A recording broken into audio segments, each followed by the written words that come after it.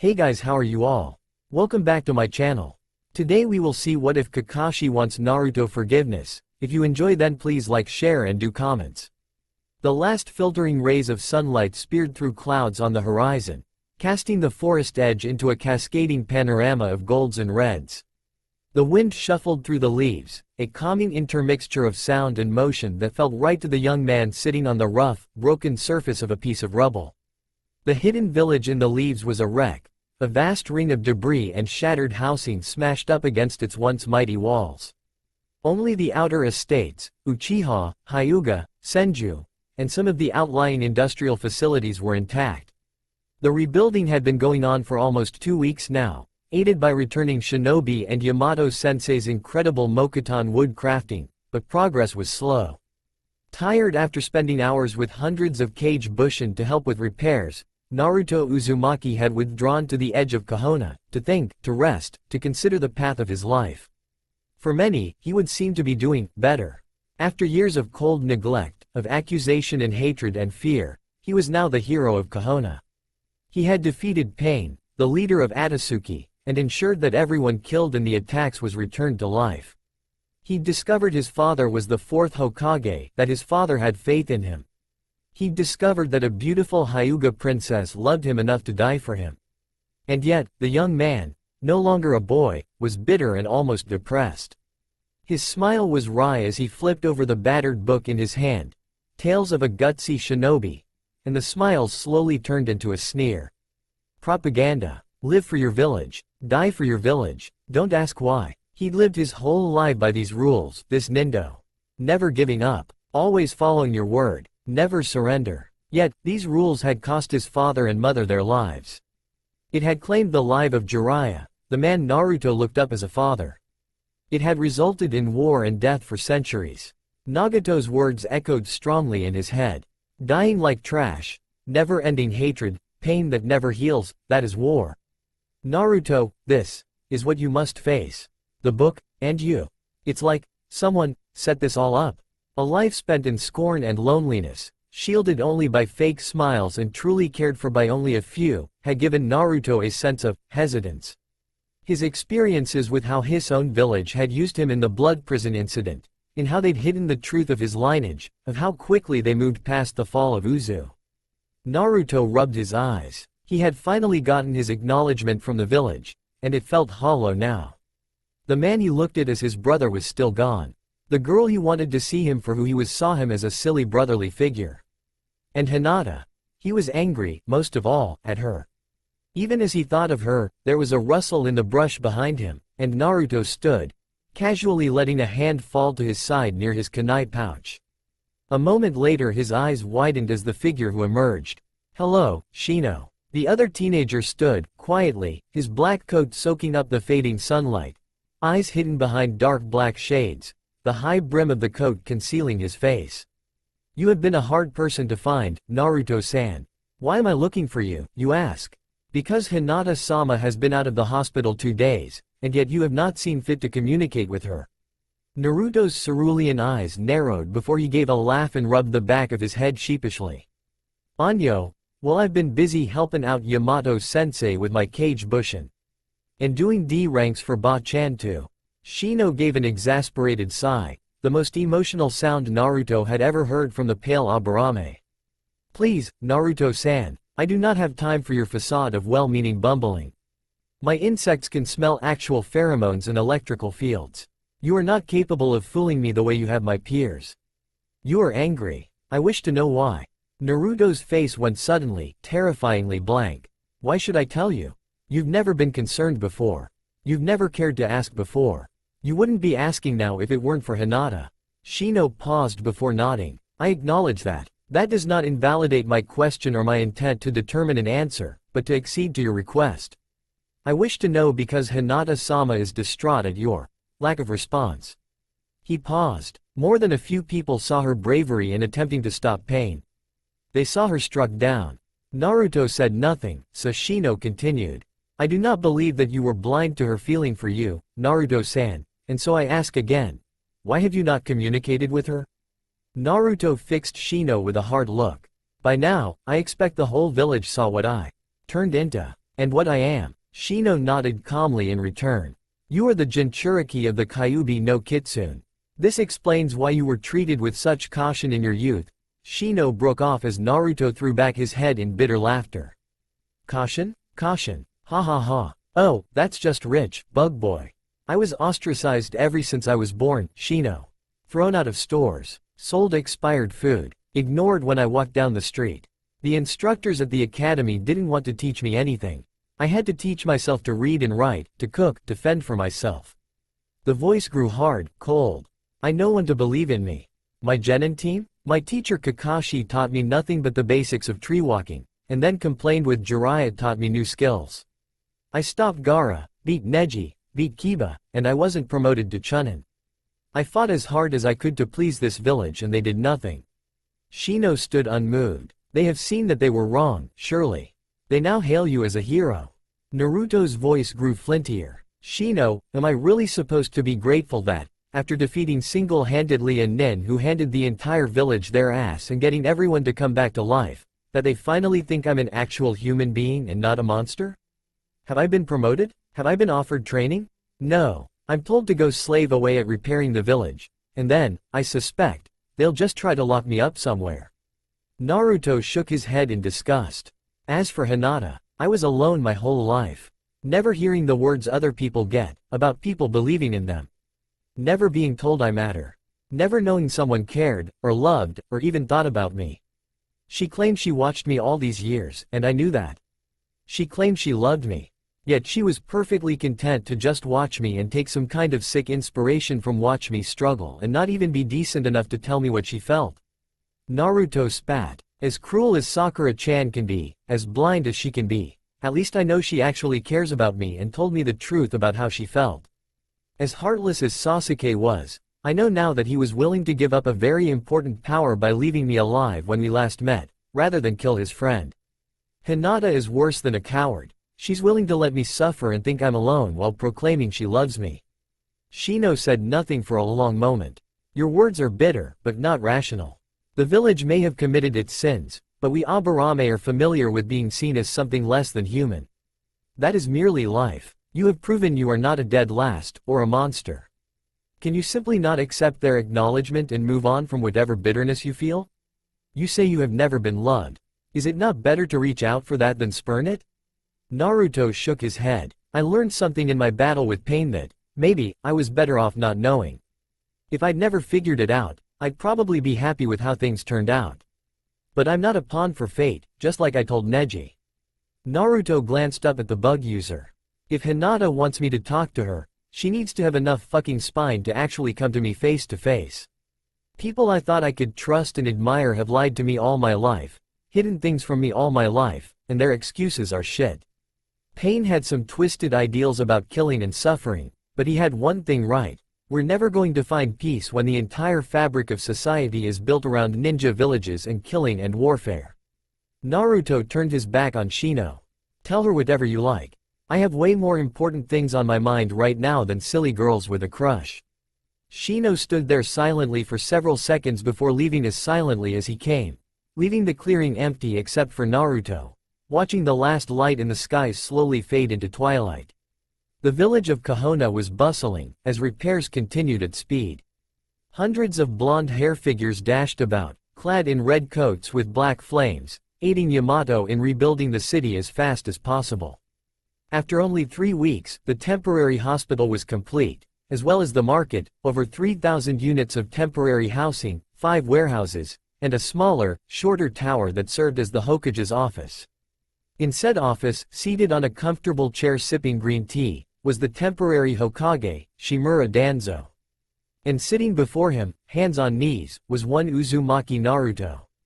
The office was almost constrictedly small, barely 10 feet across and perhaps 20 wide. Racks of mission scrolls and hastily salvaged records were crammed haphazardly into one corner, while patrol maps and survey charts dominated the south wall. The broad bay window looking out over the village was itself heavily etched with security and strength wards. Danzo spent several seconds reviewing the scroll in his hands before his good eye flicked up to take in the shinobi before him. The leader of Root had spent years keeping a very close eye on the Jinchuriki before him, going so far as to having assigned 2 root Anbu to watch over him full-time. Danzo had no intention of trying to put the young man into his root forces. While controlling a Jinchuriki and crafting into a weapon had its upside, the time for that had been right after the boy's birth. No, Danzo had a better idea in mind. He'd not become the darkness of shinobi by mere power, but by his skillful and insightful understanding of human nature, emotions, and reactions. His understanding of such was why he worked so hard to eliminate it in his root. Emotions were the most lethal weakness a shinobi could have, one that there was no real defense against except by removing them entirely. Danzo suppressed a smile as the boy in front of him shifted nervously. "Anyo, Hokage-sama, you called for me?" Danzo set down his cup, the delicate chink of porcelain just the right tone to indicate satisfaction. Of course, the subtleties of tea ceremony would be lost on the figure before him, but excellence required perfection at all things and at all times. "Yes, I did, Uzumaki. I have been reviewing the records of the council, and of the 5th Hokage." Naruto shifted again. "Is Tsunade-sama going to be alright?" The teen gave Danzo an untrusting look, almost sullen in its intensity, and Danzo's internal mirth increased. "Oh, Hiruzen, you fool. You might as well have put the boy in root back when he was a tyke if you were going to leave him this vulnerable." Outwardly, Danzo merely nodded. "I have no fear that she will recover and reclaim her position.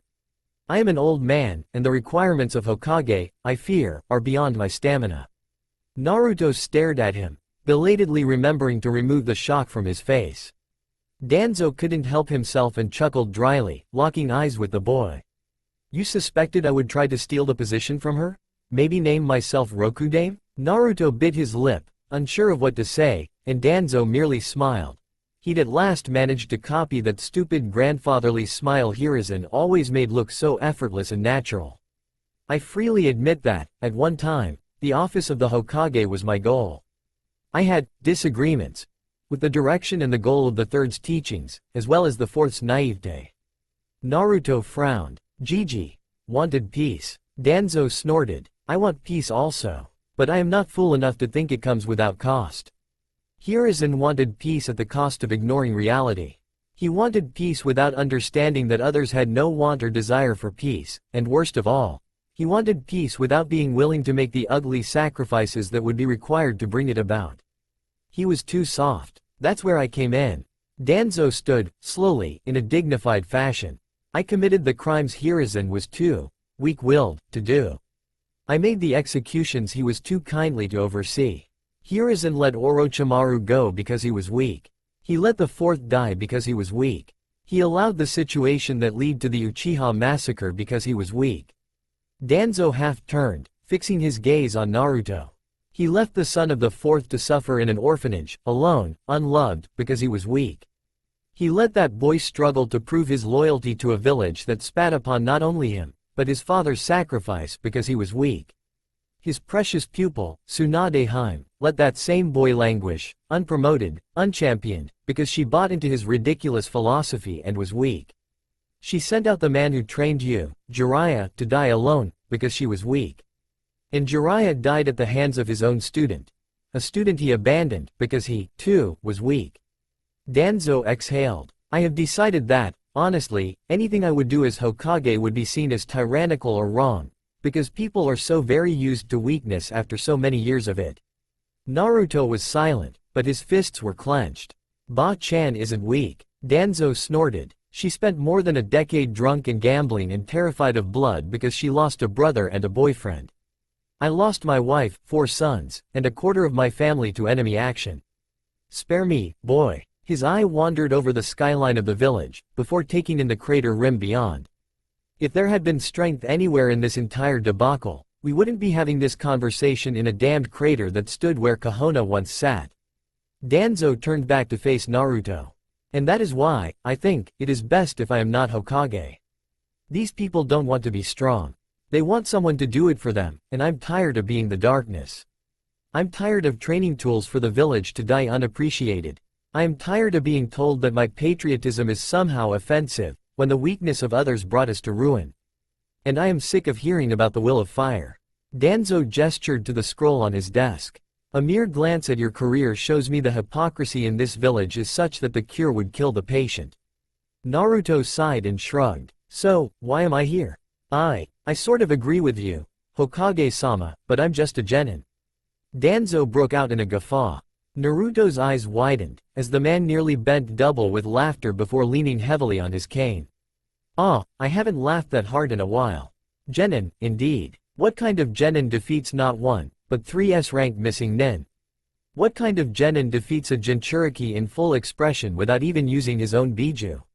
What kind of genin masters a ranked combat ninjutsu in a week? Danzo snorted. The weak fools of this village may be willing to ignore you, but I will not. Danzo sat. First, effective immediately, I am promoting you to Jonin. I have already informed the council of this and disregarded any negative statements in doing so. You should have been promoted long before this. Second, I will be announcing your heritage in the next week. The fact that it has been suppressed for so long is criminal, but having the announcement will boost morale, and may give the enemies of the village pause. Quote, Danzo pulled a scroll from a pile on his desk. Third, we have the effects that Minato Namikaze left for you. The man was not rich, he had a small home that was destroyed in the Kyuubi attack, and he had no clan holdings. There's a fair sum of money, a couple of million ryu, and a supply of some jutsu scrolls, including notes, incomplete notes, mind you, on the Hirishin. They're yours. Danzo pushed them across the desk and Naruto took the scroll dazedly. Finally, assuming Tsunade does not awake in the next 2 weeks, I will be pushing for you to become the Rokudame Hokage. Naruto's expression was blank, yet tense. Why are you doing all of this? Danzo smiled. I could, I suppose, make up a convincing sounding lie. But I would prefer to tell you the entire truth and have you decide on your own. Danzo stood again, facing the far wall with its maps. I want you to give me something in return. A reactivation of a program known as Root. A program that creates Anbu-level ninjas, answerable to me, to perform otherwise illegal black ops. I want funding. I want labs. I want you to give me your ear in council and at least give some credence to what I say. And I want you to give the same courtesy to my successor. Danzo smiled. I have made preparations for a day where I could be the Hokage. Only to realize, bitterly, that when the day comes, the majority of the ninja corps is poisoned against me, thinking me an unfeeling warmonger. Hiruzen outfoxed me in that regard. I could take the reins, and even, using what I know and what I can, convince people to side with me, but I cannot and will not risk civil war in Konoha. Danzo faced Naruto again. You, on the other hand? You were already popular, you just saved the village, you were clearly in the favor of 2 of the Sannin, and once your heritage is announced, the entire council will wet themselves trying to curry favor with you. Danzo nodded, as if to himself. And yet, I suspect you are not weak. Naruto looked up, and Danzo's expression became grim. You've been told of the will of fire and of how Konoha's teamwork is its strength, and you've seen the lie of that statement, no? Of how the village doesn't discriminate against those with Kekkei Genkei, yet discriminates against you for being the jailer for the Kyuubi. Naruto's expression darkened, and Danzo smiled internally as he continued. Hiruzen did what he could, I suppose, for you. But it wasn't very much, was it? The taunts, the being ignored, the rudeness of the shopkeepers. Danzo sighed. For what it is worth, the fact that you continued to defend this village, despite the utter lack of appreciation, is what makes me think you will be a good Hokage. But more than that, you are smart enough and have endured enough to realize that the light Hiruzen preached about was a lie. A lie for other people, a lie for people who don't have to deal with the real world. This was the moment. Danzo waited patiently, knowing the boy was thinking it over. His frustration and pain and anger, and Danzo's sudden gifts and acceptance. Emotions, indeed, were a weapon that no shinobi could deflect or parry. He didn't need the boy to be an emotionless weapon, if he could convert him to his own way of thinking. He hardly needed to throw false praise at the boy, just reward him appropriately. The idiocy of the civilian council, thinking the boy would be delighted to just be accepted, was his gain. Naruto finally spoke. So what is your nindo? Danzo closed his good eye. I want peace for the ninja world, but I am not fool enough to believe that those who have power will surrender it for the sake of peace. Diplomacy requires goodwill on both sides. Negotiation requires concession and sacrifices. Power only requires a will. He paused. I am willing to undertake any act to protect my village. I am without pity or remorse. Danzo opened his eye again. To be a shinobi is to sacrifice oneself. To surrender love for determination. To sacrifice light to embrace night. Closing your eyes to the sunlight, distinguishing yourself in the shadows. That is the true form of ninja. Many ninja have died like that. For every hero, every Minato, every Hashirama, there were 100 to die thankless, alone, and in the dark. Naruto frowned. But can't peace be achieved without force? That sounds too much like pain. Danzo shook his head. Young man, you will find that niceties will not make the world go round. It's thanks to those who labor in darkness that we have been able to maintain peace for so many years. And this is hidden from the common people. Sheep do not lead the shepherd. The bonsai tree is shaped by cutting and removing branches, not by talking kindly to it. Danzo paused, smiling thinly. I have done things that others kid and would consider crimes against natural law. I have mutilated myself, participated in dark experiments, and committed horrible acts. I do not do this for power or for glory. I did it because no one else would do what had to be done. That is what it means to be Hokage. To sacrifice when no one else can. Every single Hokage has died doing that, because that is the nature of the job. Naruto stared at the scroll in his hands. Even if they don't appreciate the sacrifices you make? Danzo nodded. It's best if they don't appreciate it. They can't understand what it is like, and they would judge you on what they refuse to accept in their own heart. Peace requires sacrifice. I want a peace that is dominated by a world where such sacrifices are no longer necessary. Danzo gestured to the map on the wall. Soon as Will of Wind says the shinobi world is ephemeral and survival is all that matters. To them, peace is merely a pause to gather breath and water. Iwa's Will of Stone says that the shinobi world is a tool. To them, peace is merely time to prepare for the next war. Kiri's Will of Water implies that the shinobi world is illusion, that peace itself is a lie and that power and deception are all that stop us from becoming bloody lunatics. Kumo's Will of Lightning is nothing more than bloody-handed fascism, the bold statement that dominance and power is correct and that might makes right. Danzo tapped his cane sharply against the floor. Only Kahona says that love is the key to peace. That our role is to usher in and protect the next generation, and that our lives are sacrificed to protect. That is why I will do any act, kill, murder, assassinate, poison, and uproot. I will gladly be the shadow, so that others may live in the light. Danzo closed his good eye again, smiling faintly. That is the essence of shinobi. We are tools, but we are tools to be used for the betterment of our village. Naruto sighed. It's just hard for me to want to sacrifice myself for a village that has acted the way it has towards me. I appreciate what you've decided to do. He broke off as Danzo raised his good hand. Naruto, I gave you the promotion and told you my plans because those things should have been done long ago. Letting you go through your life never knowing your parents, your heritage, your roots, was cruel, even to my way of thinking. It saved us nothing, and wounded you for life. I cannot make up for the village's stupidity, or the blindness of its leaders. I can try to move you onto a path where one day you can show them how wrong they were. A path your father would have approved of. And a path without the simpering weakness of the third that led to this mess in the first place. Danzo sighed. If I had been Hokage, Orochimaru never would have escaped or gone rogue in the first place. The Sannin would have stayed in the village. There would be no pain to destroy it, and you never would have had to endure the pain you have encountered. I can't fix that. I can try to make you see what can be so that you can prevent anyone else from suffering as you have suffered. Naruto nodded, his expression one of confusion. Danzo thought back to his memories of Hiruzen.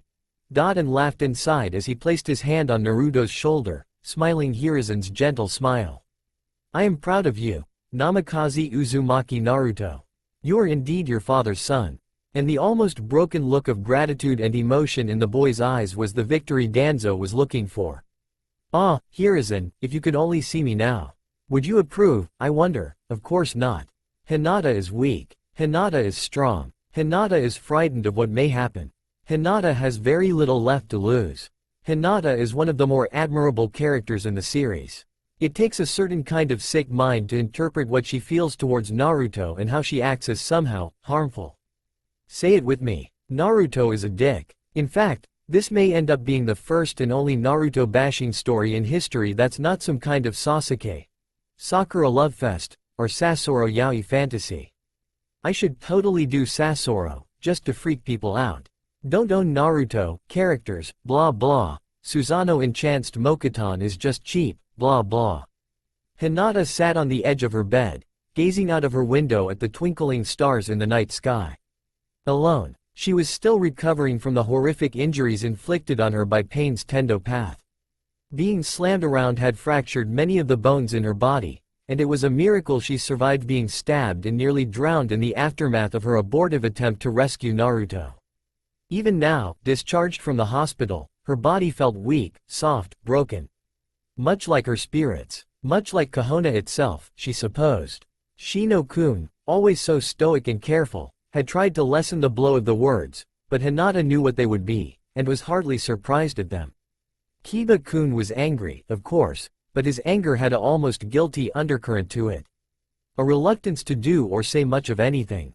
But, of course, she understood that. Kiba's little crush on her was almost as hopeless as hers was on Naruto. Hinata reached over to the dresser and took her comb, drawing it through her smooth locks, a calming ritual. She had vague, faint, warm memories of her mother combing her hair, the gentle, loving sound of her voice. Sometimes, that was the only warmth and love in her entire life. Her father's icy demeanor she understood. She had only to glance at portrait of her mother to see why it was hard for him to even look at her sometimes, as she looked almost exactly like her mother. His heart was already broken by the death of his twin, and the death of his wife was simply too much for a man who never really understood his emotions anyway. Her sister's anger and frustration she understood, too. Hanabi was jealous of Hinata, because people liked Hinata. People called her gentle and elegant. Hanabi was little more than anger and resentment in a tiny package, pushing everyone around her away because she held herself above them and yet desperately lonely at the same time. Worst of all, Hanabi knew Hinata was the stronger. Hinata simply refused to hurt her sister, and that was the only reason she lost it all. If there was any doubt of that, facing down a S-rank criminal who just wrecked the village and managing to land a hit on him dismissed such doubt. Hinata understood many things people didn't think she did. She had understood Neji Nisan's anger and frustration. She understood Shino's fear of emotion. She understood why Ino pretended to be shallow, secretly hurt more than she'd ever admit that Shikamaru had started dating some other girl from Sand. She understood Choji's good-natured acceptance of whatever would come, his fear that he wasn't really as strong as his father. She understood, most of all, Naruto's pain. Shino's relayed words had hurt. He wishes you to find the strength to come to him on your own, or to find another path for yourself. He is very bitter at people only appreciating him at this time and not before. Oh, she understood. She cried to herself after hearing them, knowing that she deserved it. Because in its own way, what Naruto-kun said was the truth. She'd seen him struggle. She'd been rescued by him, inspired by him, motivated by him, acknowledged by him. And what had she done for him in return? Nothing. She'd drawn inspiration from him, and never let him know how much he meant to her. She'd followed him, seen him ignored, rejected, and lonely, and instead of reaching out to him, had let her own fears of rejection and meekness keep her away. She'd seen him hopelessly chasing after Sakura because at least she, at times, showed him some level of affection. And instead of letting him see her like that, she let her nervousness make her silent. And instead of trying to show that she had changed, that she was strong, that she meant what she said about her Nindo, she'd proven her own words a lie, by moping about and crying and wishing he'd magically show up and take her into his arms. With a sigh, she laid the brush down. She glanced again at the sky, and the glow from the village below. The Hyuga enclave, set outside the walls proper, had survived Pain's attack with only minor damage.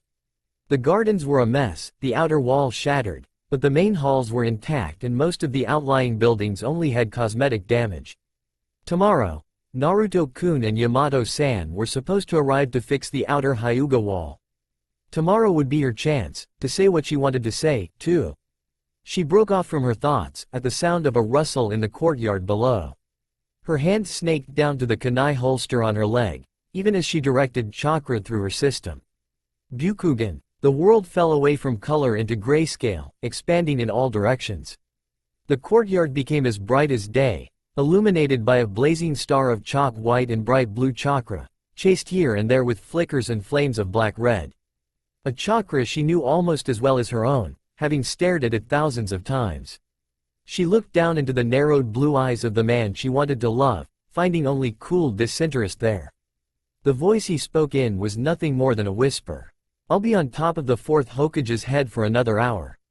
Then the figure vanished in a puff of smoke. Cage Bushin, then. Danzo suppressed a smile as his root lieutenant reported the movements of Hinata in the night. "An amusing opening, Naruto. Make sure they aren't interrupted, Torun. This may be more amusing than I expected." A flicker of motion, and Danzo once again stood alone in the room, before sighing and going to make more tea. Hinata leapt down from the tree into the flat surface of the top of the Hokage monument, breathing a bit heavily. Slipping out of the Hyuga mansion in the confusion of the guard change was simple. She had come at nearly top speed, heart-pounding, mouth dry. She didn't know what she'd say or do, or what Naruto-kun wanted, but she would be here.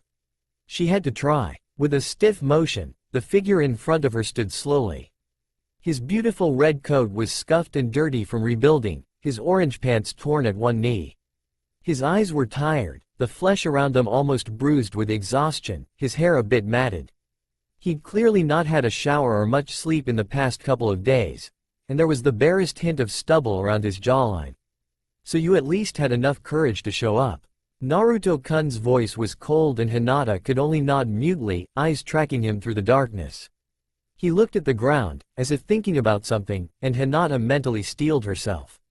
Anyo. Naruto-kun. I'm sorry. For not doing what I should have. For not letting you know how I felt. How I feel. Her nervousness increased but she forced her nerves down. She couldn't afford to be weak. Even if he told her to get out of her life. "I know I should have said something. I should have trusted you, not been weak. And I'm sorry. I tried to be like you but I don't know how, Naruto-kun. I want never to give up, and I won't. So I am here." She bit her lip. "Even if that's only to hear you tell me to, go away." Naruto turned to face her, taking a step forward until they were very close. "Do you even understand why I am so angry? It hurts. Everything fucking hurts. Nothing I do is good enough for anyone to make an effort. Nothing. I tried my best and it wasn't even worth saying anything. How can I believe you love me against that?" His eyes, she saw, were so tired. It took her several seconds to find her voice. She was trying very hard not to just break down crying, she had to be strong. She had to find a way to reach him. Kurenai-sensei had always told her to just be herself, so she tried. "Naruto-kun, I know what I feel. How I feel. I tried to save you from pain because I felt I had let you down all my life and I had to make up for it. I didn't say what I should have because I was scared." Naruto sighed, and she hurried on. "I was scared of how my family would react. Of you saying, you didn't care for me. I know you were always asking Sakura for dates. I was scared. You would just dismiss me. And I know what I'm saying is just words that don't fix that I screwed up. I wasn't there for you when you were hurt and alone and I don't know what my father would say if I told him how I felt about you. I don't care now. I want to stop chasing you and be by your side." She looked away. "Even if you don't care about me as I do for you."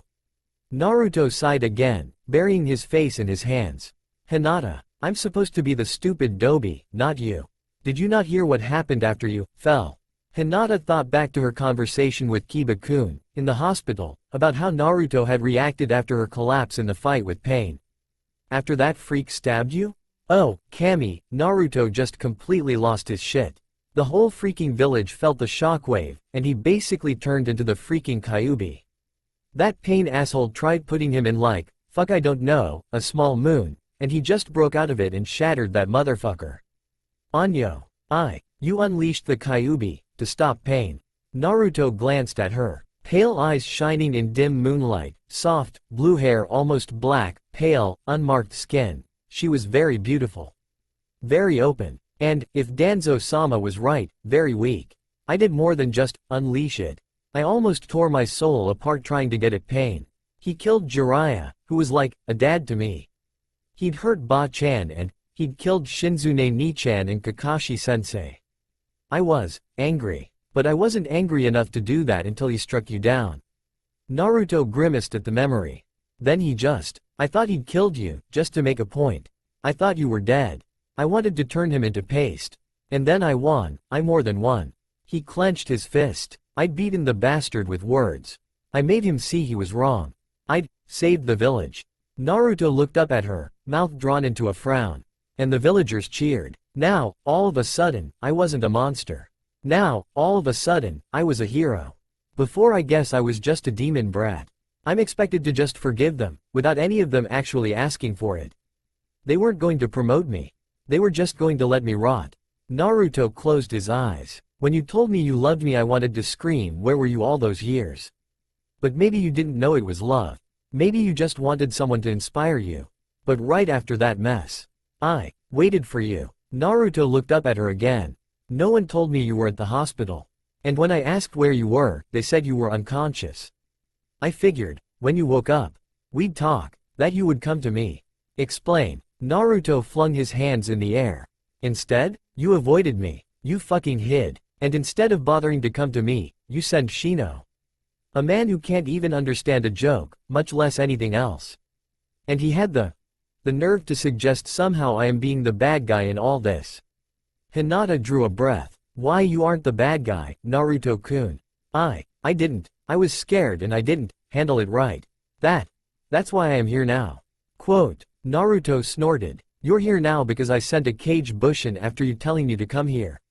You're here now because you're scared I'm going to reject your confession. You're not here because you want to be, you're here because you think you have to be. Naruto sighed bitterly. And once again, Danzo-sama was right. So was Sasuke. I am a dobi. He turned to Hinata. Tomorrow, the acting Hokage is going to announce something involving me. Something that will probably make a lot of people change how they look at me. I guess I should be happy that someone at least appreciates me for what I am, without what tomorrow will bring. Naruto kicked at the dirt. But I can't just let go of the past. Of how alone I was. Do you know what it would have meant for me to have heard those words before I had to nearly die to save the fucking village? Hinata hung her head. Why yes. IW was selfish. Naruto gave her a narrow gaze before sighing tiredly. I need to be my usual, stupid, happy smiley self again. Then everyone can pretend everything is right with the world.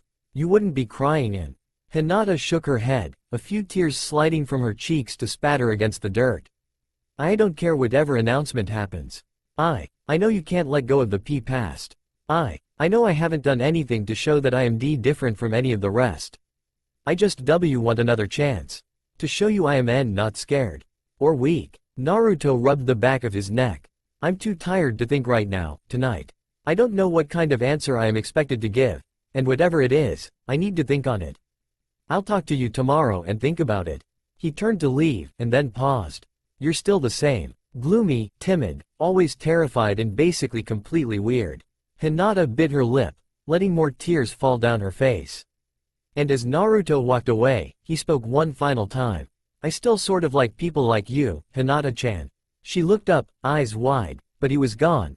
Only the sound of the wind over the grass and dirt atop the monument and the light from the stars above to keep her company. A tiny little smile broke out across her face as she turned for her own home, a warmth in her heart. He called me Hinata-chan again. Shino was unsure of how to process the events of the day. As an Aburame, he prized logic, calm, and order above almost everything else. It wasn't that he, or any other Aburame was emotionless, far from it. Shino could understand the bitterness behind Naruto's frustration.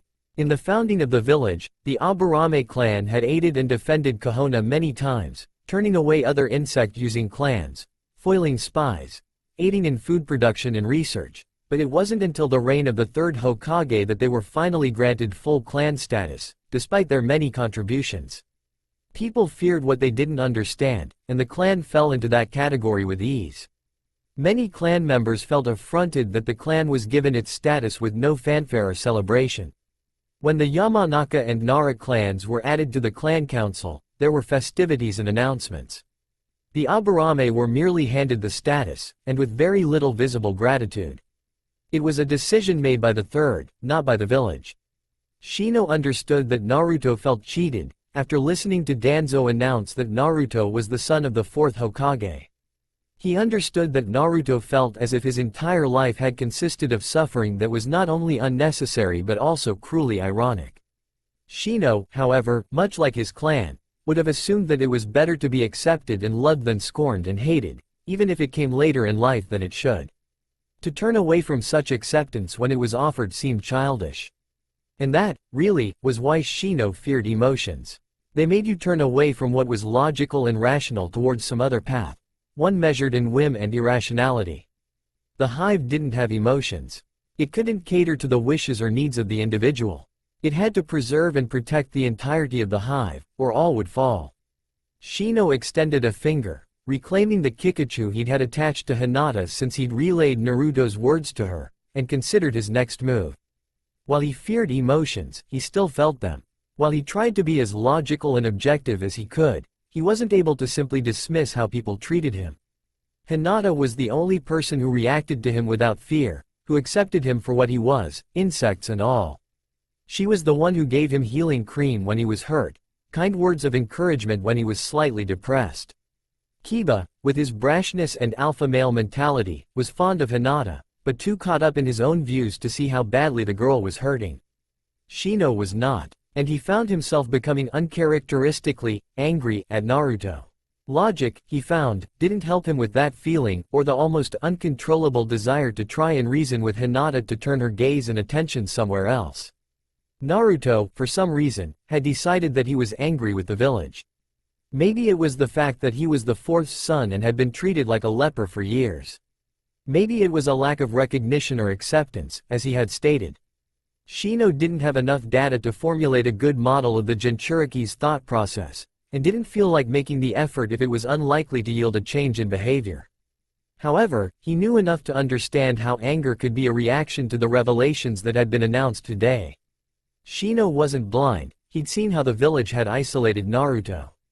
Despite his own feelings, and what logic told him, Shino could grasp, however alien, the idea of rejecting acceptance by a village that scorned him for so many years. Naruto had always loudly proclaimed he would be the Hokage and get everyone to acknowledge him, and in the aftermath of doing just that, perhaps he had discovered that it wasn't that big a reward. Shino wasn't angry about that. Shino was angry that Naruto had someone who loved him unconditionally, who wanted to be with him, and spat on it. Shino adjusted his sunglasses as he walked towards the Hyuga estate. He knew, given the long ancestry and focus on purity and excellence the Hyuga maintained, that for Hinata to simply state she was interested in the village Jinchuriki would have been unwelcome. While many of her close friends knew of her crush on Naruto, and probably some of the main and branch house as well, as long as it wasn't reciprocated, and as long as Hinata had not made any real actions, it was probably dismissed as nothing more than a childhood crush. Naruto had no real understanding of the village's politics, of the dance and games of the council and the clans. If Hinata had openly displayed her affection, Shino had no doubt she'd have been branded with the clan's curse seal and shuffled off somewhere to not embarrass the clan. Hinata couldn't do that, not with her hopes and dreams to change the way the Hyuga main and branch families interacted. But Naruto didn't try to see that. Didn't try to see Hinata had been discouraged and beaten down her entire life. Didn't care that she had literally no one in her life to support her and be there to listen to her aside from Kurenai and Shino. He just threw it back in her face because he was upset. Shino found himself wishing he was the one Hinata looked at like that, and the thought shocked him. He didn't see her in that light, not really, but then again, she was the only female that didn't look at him with faint unease and disgust. He didn't think he was falling in love with Hinata. But he wished, maybe, that he could. He would at least have made an attempt to soothe her emotions, to let her know she was wanted. To simply hurl away the affection of a girl already isolated and rejected, to ignore the parallels between her situation and his. Naruto was an idiot. Shino's bugs buzzed in agitation, and he focused himself to calm them, sending out soothing paths of chakra through his body. There was nothing left for him to do now, though. He wouldn't be petty enough to try to talk Hinata out of her feelings, not when she was hurting. He would simply listen, and offer what little advice and logical thought he could that might make her feel better. He didn't know if that would help or not. He felt helpless and sad. He didn't like emotions. They just made everything, as Shikamaru would put it, troublesome. Sakura Haruno sighed as she filled out yet more paperwork regarding the new blood bank being set up in the temporary hospital. The tiny office she worked in was cramped and hot, the brush she was using was worn out and the chair she sat on was uncomfortable. With a last sigh of disgust, she sat the brush down on top of the report, standing slowly to stretch her back, pushing back pink hair from her face. She rubbed her eyes a moment later, leaving the door open, and wandering down the hall and outside of the makeshift medical administrative building. She took in the sight of the rebuilding going on around her. Rather than try to fill in the crater, the rebuilding teams had incorporated the blast features into the redesign of the city. The inner crater, nearly half a mile across, now housed the most important buildings, the Hokage Tower, the Anbu Center, the Shinobi Archives, and the Council Chambers. The outer crater, taking up all the space until about 1,000 feet from the walls, was given over to the newly rebuilt civilian sector, the hospital, and a few industrial buildings. What remained of outer Kahona inside the walls was being renovated to serve as the housing and facilities for ninja.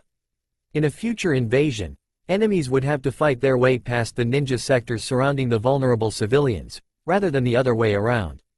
The rebuilding had been sped up enormously by 3 factors. Yamato Sensei's incredible Mokuton abilities could build a small house in a minute, and larger houses in a few minutes. Naruto's hordes of Kage Bushin followed up with wiring, concrete, and fittings, trailed by a pack of carpenters and electricians. Given that Naruto learned most of what his Kage Bushin experienced, in a couple of weeks he ended up knowing more about construction and building than most masters. Finally, Tsunade-sama's slug summons acted as living wheelbarrows and conveyors, thousands of them working tirelessly to haul away rubble or bring up new supplies. Without all 3, the village would still be ruined. Sakura knew, however, that Naruto wasn't happy. She knew Naruto better than anyone, having gone through so much with him by her side, certainly more than that horrid little Hyuga bitch. She knew how hard Naruto tried, how much he hid his pain and loneliness, how much he wished he could just be appreciated for what he was. That was why, after the announcement of his actual heritage, and his promotion, she ran up and hugged him, then slugged him into the ground. Naruto baka, now you outrank me. She'd laughed as he rubbed his head and glared up at her with his usual cry of, Sakura-chan. But she'd also seen the gratitude in his eyes. Sakura was sure most people thought she was cruel to Naruto. He clearly had a crush on her, always asking her out. He'd risked his life countless times for her, even when she hadn't shown any appreciation of it at all. He'd nearly gotten killed trying to bring back her Sasuke-kun, and almost died yet again when they kept chasing him. For all that, Sakura was the one person Naruto felt really, truly accepted him. When he told her that he was the Jinchuriki of the Kyuubi, after seeing the red chakra he'd shown on the wave mission, she'd hit him for not telling him sooner and told him he was still a baka. She'd never accepted his dates, but made sure to go to Ichiraku's ramen with him at least once a week. She'd turned down his love, but she knew his problems in dealing with the village and made sure to buy and bring him fresh groceries when she could. She'd never ignored his achievements. When she'd been saved from Gaara by him, and Sasuke had told her the truth, she'd even given him a single, chaste kiss on the cheek. She couldn't love him as a boyfriend because she loved him as a brother. She knew that hurt him, and she knew that there wasn't much she could do about it. And honestly, maybe, it was better that way. The nerve of that little white-eyed tramp. Sakura was still angry, thinking back to the discussion she'd had with her Naruto-kun just the day before. He'd told her of Shino, of what he'd said, of what Hinata had said in the fight against Pain, and how she reacted the day he finally forced her to talk. Stupid, selfish harlot, as if that bitch knew anything about suffering. She'd seen Naruto suffering, watched him have to pick through garbage for tools, and had done nothing. She'd seen him crying all alone, rejected by almost everyone around him, and she'd just gone on her merry way, using him for inspiration. And had the nerve, the kami be damned nerve, to send out that bug weirdo to try to guilt-trip Naruto? It made the pink-haired medic want to scream. Why was the only other person beside her who could see the real Naruto a moron? She smashed her fist into a nearby tree, making the trunk crack alarmingly and sending down a shower of tumbling, spinning leaves. A moment later, a voice spoke up. "Nay, Sakura-chan, are you okay?" She half turned to see Naruto standing there, his red and black coat looking new and mended, sheepishly rubbing the back of his head with his eyes squinted and closed. Anyo, I mean, the tree didn't mean it, whatever it said to piss you off. Sakura rolled her eyes. Ramen topping baka. She grabbed him by the shoulder and pulled him next to her, resuming her walk. I told you to get some sleep, Naruto-kun. You've been running on empty for days and being paraded around like a trophy didn't help. She poked his middle, making him giggle in a silly fashion and wriggle away. And you haven't been eating. Naruto gave her a look. But Sakura-chan, Ichiraku's is still under repair. Naruto moron, you can eat more than ramen. She slammed her fist into his head, sending him bouncing off the ground and landing face down. So, cold, Sakura-chan. With a grin and a flash of motion he was up again, not even showing a bruise, babbling away about the new apartment Danzo-sama had given him, how big it was and how it had real hot water, and a hot tub, and… Sakura nearly choked. A hot tub? When did he find that, much less get it installed? Naruto shrugged. Nay, I don't know. I think it was a surviving building from the attack. Belonged to some merchant or something. Serves the bastards right, the way they treated me all those years. He wiggled his eyebrows salaciously. Anyo, you interested in trying it out? It's big enough for TW. She held up her fist. Finish that sentence and I'll make sure you need a catheter the rest of your life, baka pig. She shook it for emphasis and the boy broke away in giggles, making her quirk her own lips in helpless amusement. A moment later, however, she cursed, looking ahead, and Naruto stopped to look at her. Huh? Sakura jerked her thumb to her left. Your fan club. Naruto sighed, glancing down the road, as a series of younger women saw him and began to call his name. With a smirk, Sakura stood in front of him, glaring at them, making a fist. Get lost, she bitches. He's not interested in you. Maybe if you'd shown up before they named him the fourth son he'd have paid you any mind, gold-digging sluts. She glared harder, and the small knot of girls ran off, leaving them alone on the road. Naruto gave a dry chuckle. Jealous, Sakura-chan? You already know I'm all yours whenever you want to. He folded up from a punch to the stomach. Pervert baka, shut up. She paused, then sighed and pitched her voice more seriously. We need to talk, Naruto. He stood up, rubbing his stomach, and sighed. There's nothing to talk about, Sakura. You haven't given up on Sasuke. I know and understand that. He was the person you looked up to. He saw through the fangirl to the real you. He reached out, hesitantly touching her hair, gazing at it longingly as if he could never actually reach it.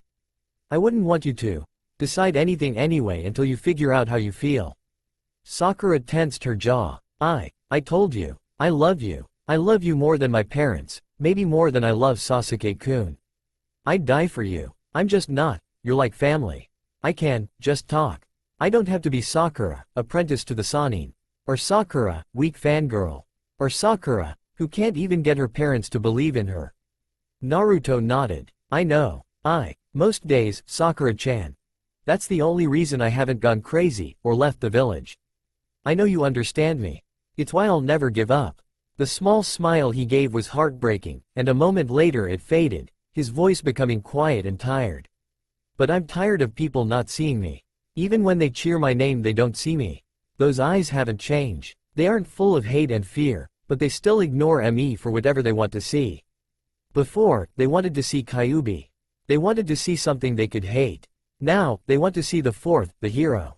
He clenched a fist. Danzo-sama, I think, was right. Sakura sighed again. Naruto's meetings with the old warrior had changed him quite a bit, and Sakura wasn't sure she really liked Danzo's philosophy. She knew, if she wanted to, she could get Naruto-kun to ditch him.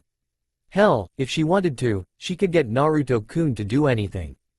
Being the first person to reach out to him and just see him as the person he was ended up with, from her point of view, a somewhat unhealthy level of obsession. But for all that, he was worth it. She felt safe with him nearby, like nothing could hurt her or touch her. She knew that he'd go beyond death itself before letting her get hurt. He'd taken weeks to get over accidentally hurting her in his four-tailed form when they faced Orochimaru.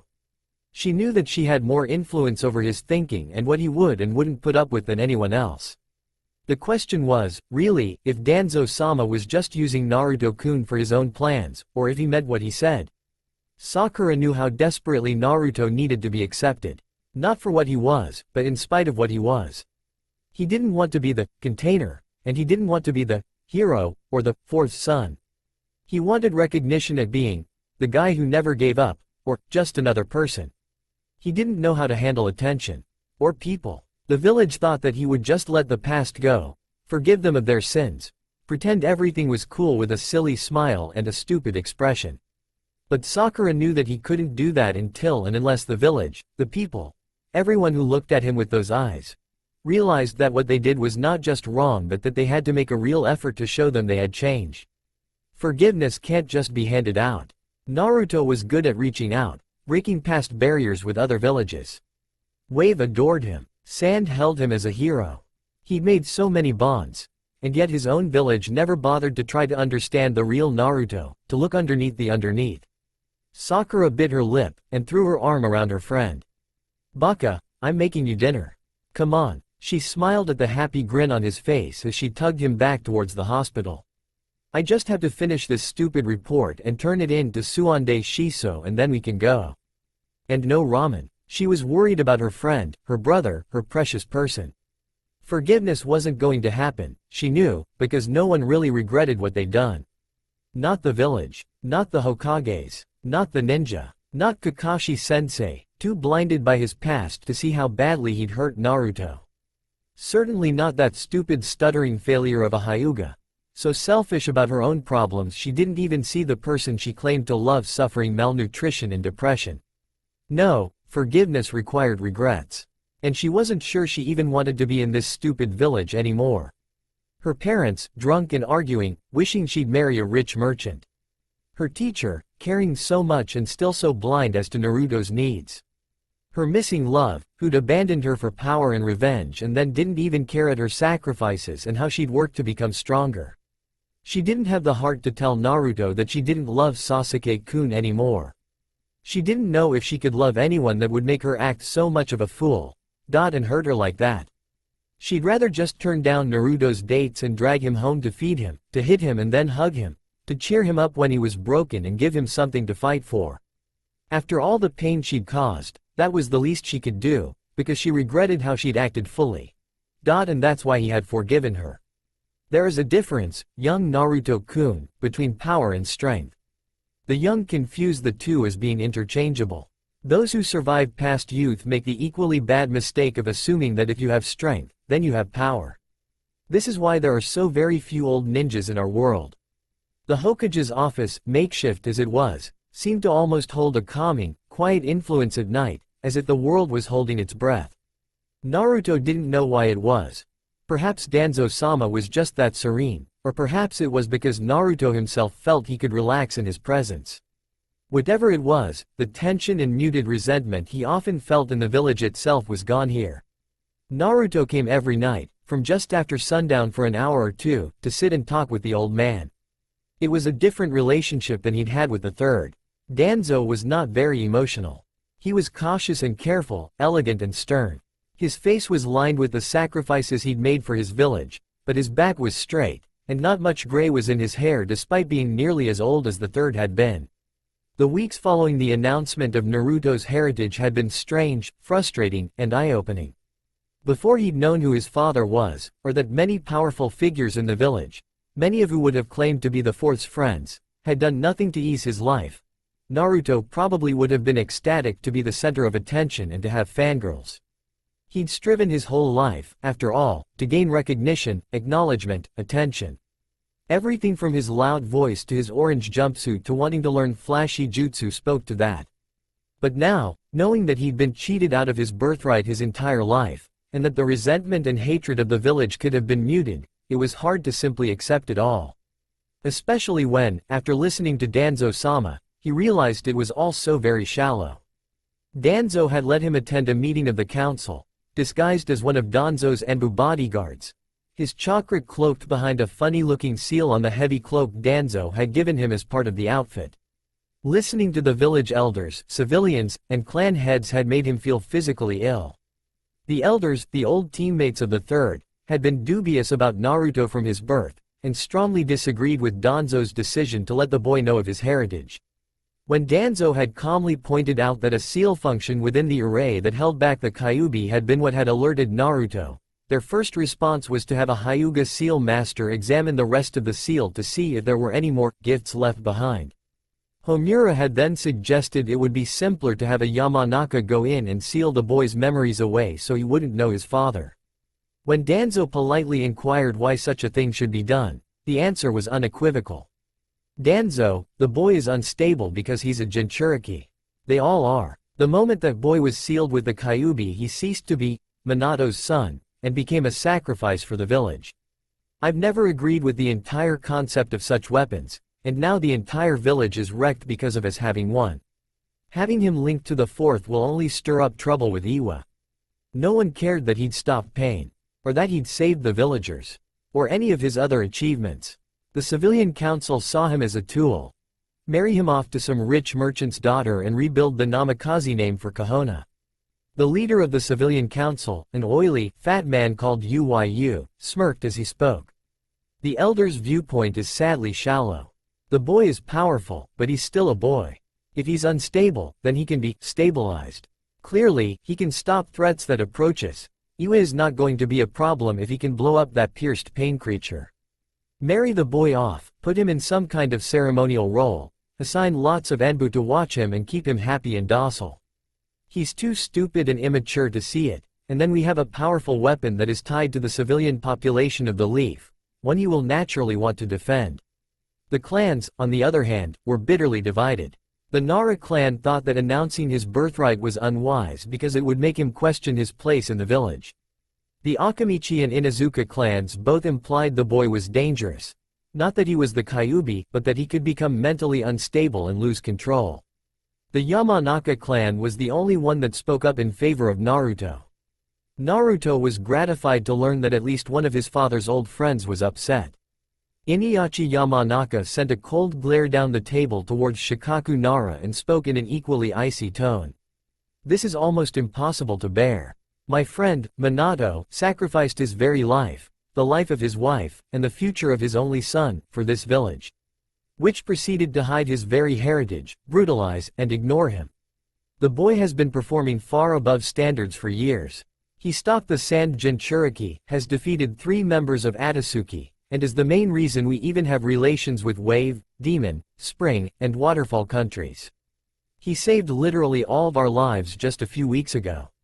The blonde man sighed. And yet no one actually has any faith in him? The elder Homura shrugged. You are still young, Inochi-san. We have seen how Jinchuriki end up. They inevitably go out of control. It may be years, but it is a certainty. And regardless of his past performance, Inochi had made a slashing gesture with his hand. The only reason the boy wasn't killed is my clan had spread rumors he was related to us and that we'd retaliate, violently, if he was harmed in any way. Not a single clan or ninja stood up to adopt the boy except us, and we were denied, saying it would be undue influence and a danger. I have had enough of this farce, fellow counselors. The boy is Minato's son. You can't hide it much longer. If he lets his hair grow, he's going to look exactly like him anyway. If it had not been your stupidity and bigotry regarding his moth. Danzo had tried to stop the conversation, but it was too late. And Naruto learned another horrible truth. His mother, Kushina Uzumaki, had been the previous Jinchuriki of the 9 Tails. The village, with the exception of a very few, had not known, but when Minato wanted to marry, the council had blocked the request. They didn't trust Kushina, and more than one clan had wanted the talented Hokage to instead marry into their clan. When Kushina had given birth, at the time the seal was its weakest, the Hokage had tried to get extra protection for his wife, and the council had denied such. As a result, when the mysterious masked figure had attacked, there'd only been a couple of Anbu and the third's wife alongside Minato to protect her. If she'd had proper protection, instead of a shack in the woods, the Kyuubi might not have been unleashed. He'd have had a family. His rage had boiled for days after witnessing that meeting. Danzo had called him into his office to explain more fully, and smiled wryly when Naruto had angrily asked him why he hadn't done anything to help. Power, Naruto, is its own tool. We are commonly told the Hokage is the most powerful ninja in the village, but that's never been the case. He or she is merely the strongest. Tsunade Hime is much stronger than almost everyone in the village. But she still has debts hanging over her head. She still has a past many dislike. She still has a lack of skill in dealing with mercantile and economic matters. Those are weaknesses and limit her real power. Danzo poured tea calmly, with his good arm, the motions practiced, fluid, and calm. It's easy, young Naruto, to assume that a strong person can get what they want. You will find, however, that strength is not power. It is merely strength. Unless you are willing to rely on physical coercion to achieve your goals and wishes, such strength only makes people jealous and incooperative. He poured a second cup, a wry smile on his aged features. The third, Hiruzen, believed that power flowed from mutual understanding, diplomacy, and trade. He felt that if the links between the great powers and the lesser villages were worth enough, diplomatically and economically, that this would form a barrier to future war. He concentrated his focus and influence on such things, eschewing raw strength for the strength of the treaty and the trade agreement. And Konoha's economy flourished in such things. Naruto took a sip of the tea, forcing himself to think and listen to the words. Anyo. So he focused on the externals of the village, rather than pay attention to what went on inside or on making the ninja stronger. Danzo nodded, pleased. Exactly. Under him, the academy went from a military boot camp to little more than a civilian school with classes in basic, very basic, ninja techniques. Before, one was required to master tree and water walking, and at least 10 jutsu, and you could graduate as fast as you could learn. Teams were built and tried by fire in war. Washouts heavily retrained and used to stiffen the general ranks. Now, it's a joke. You graduate with nothing more in the way of skills than the Academy 3 and a taijutsu style so stiff it's useless. Danzo paused, savoring the vapor from his tea, before continuing. That is why the council acts as it does, because Hiruzen did not bother to restrain it. He was so focused on ending war through his ideals he didn't bother to pay attention to what was happening around him. And as a result, rather than actually address the problems you had, he made stopgap measures of little real value. Danzo paused again, before giving a small frown. I do not think it was out of malice. But he saw you as a game piece, I suspect, even if he did not want to admit it to himself.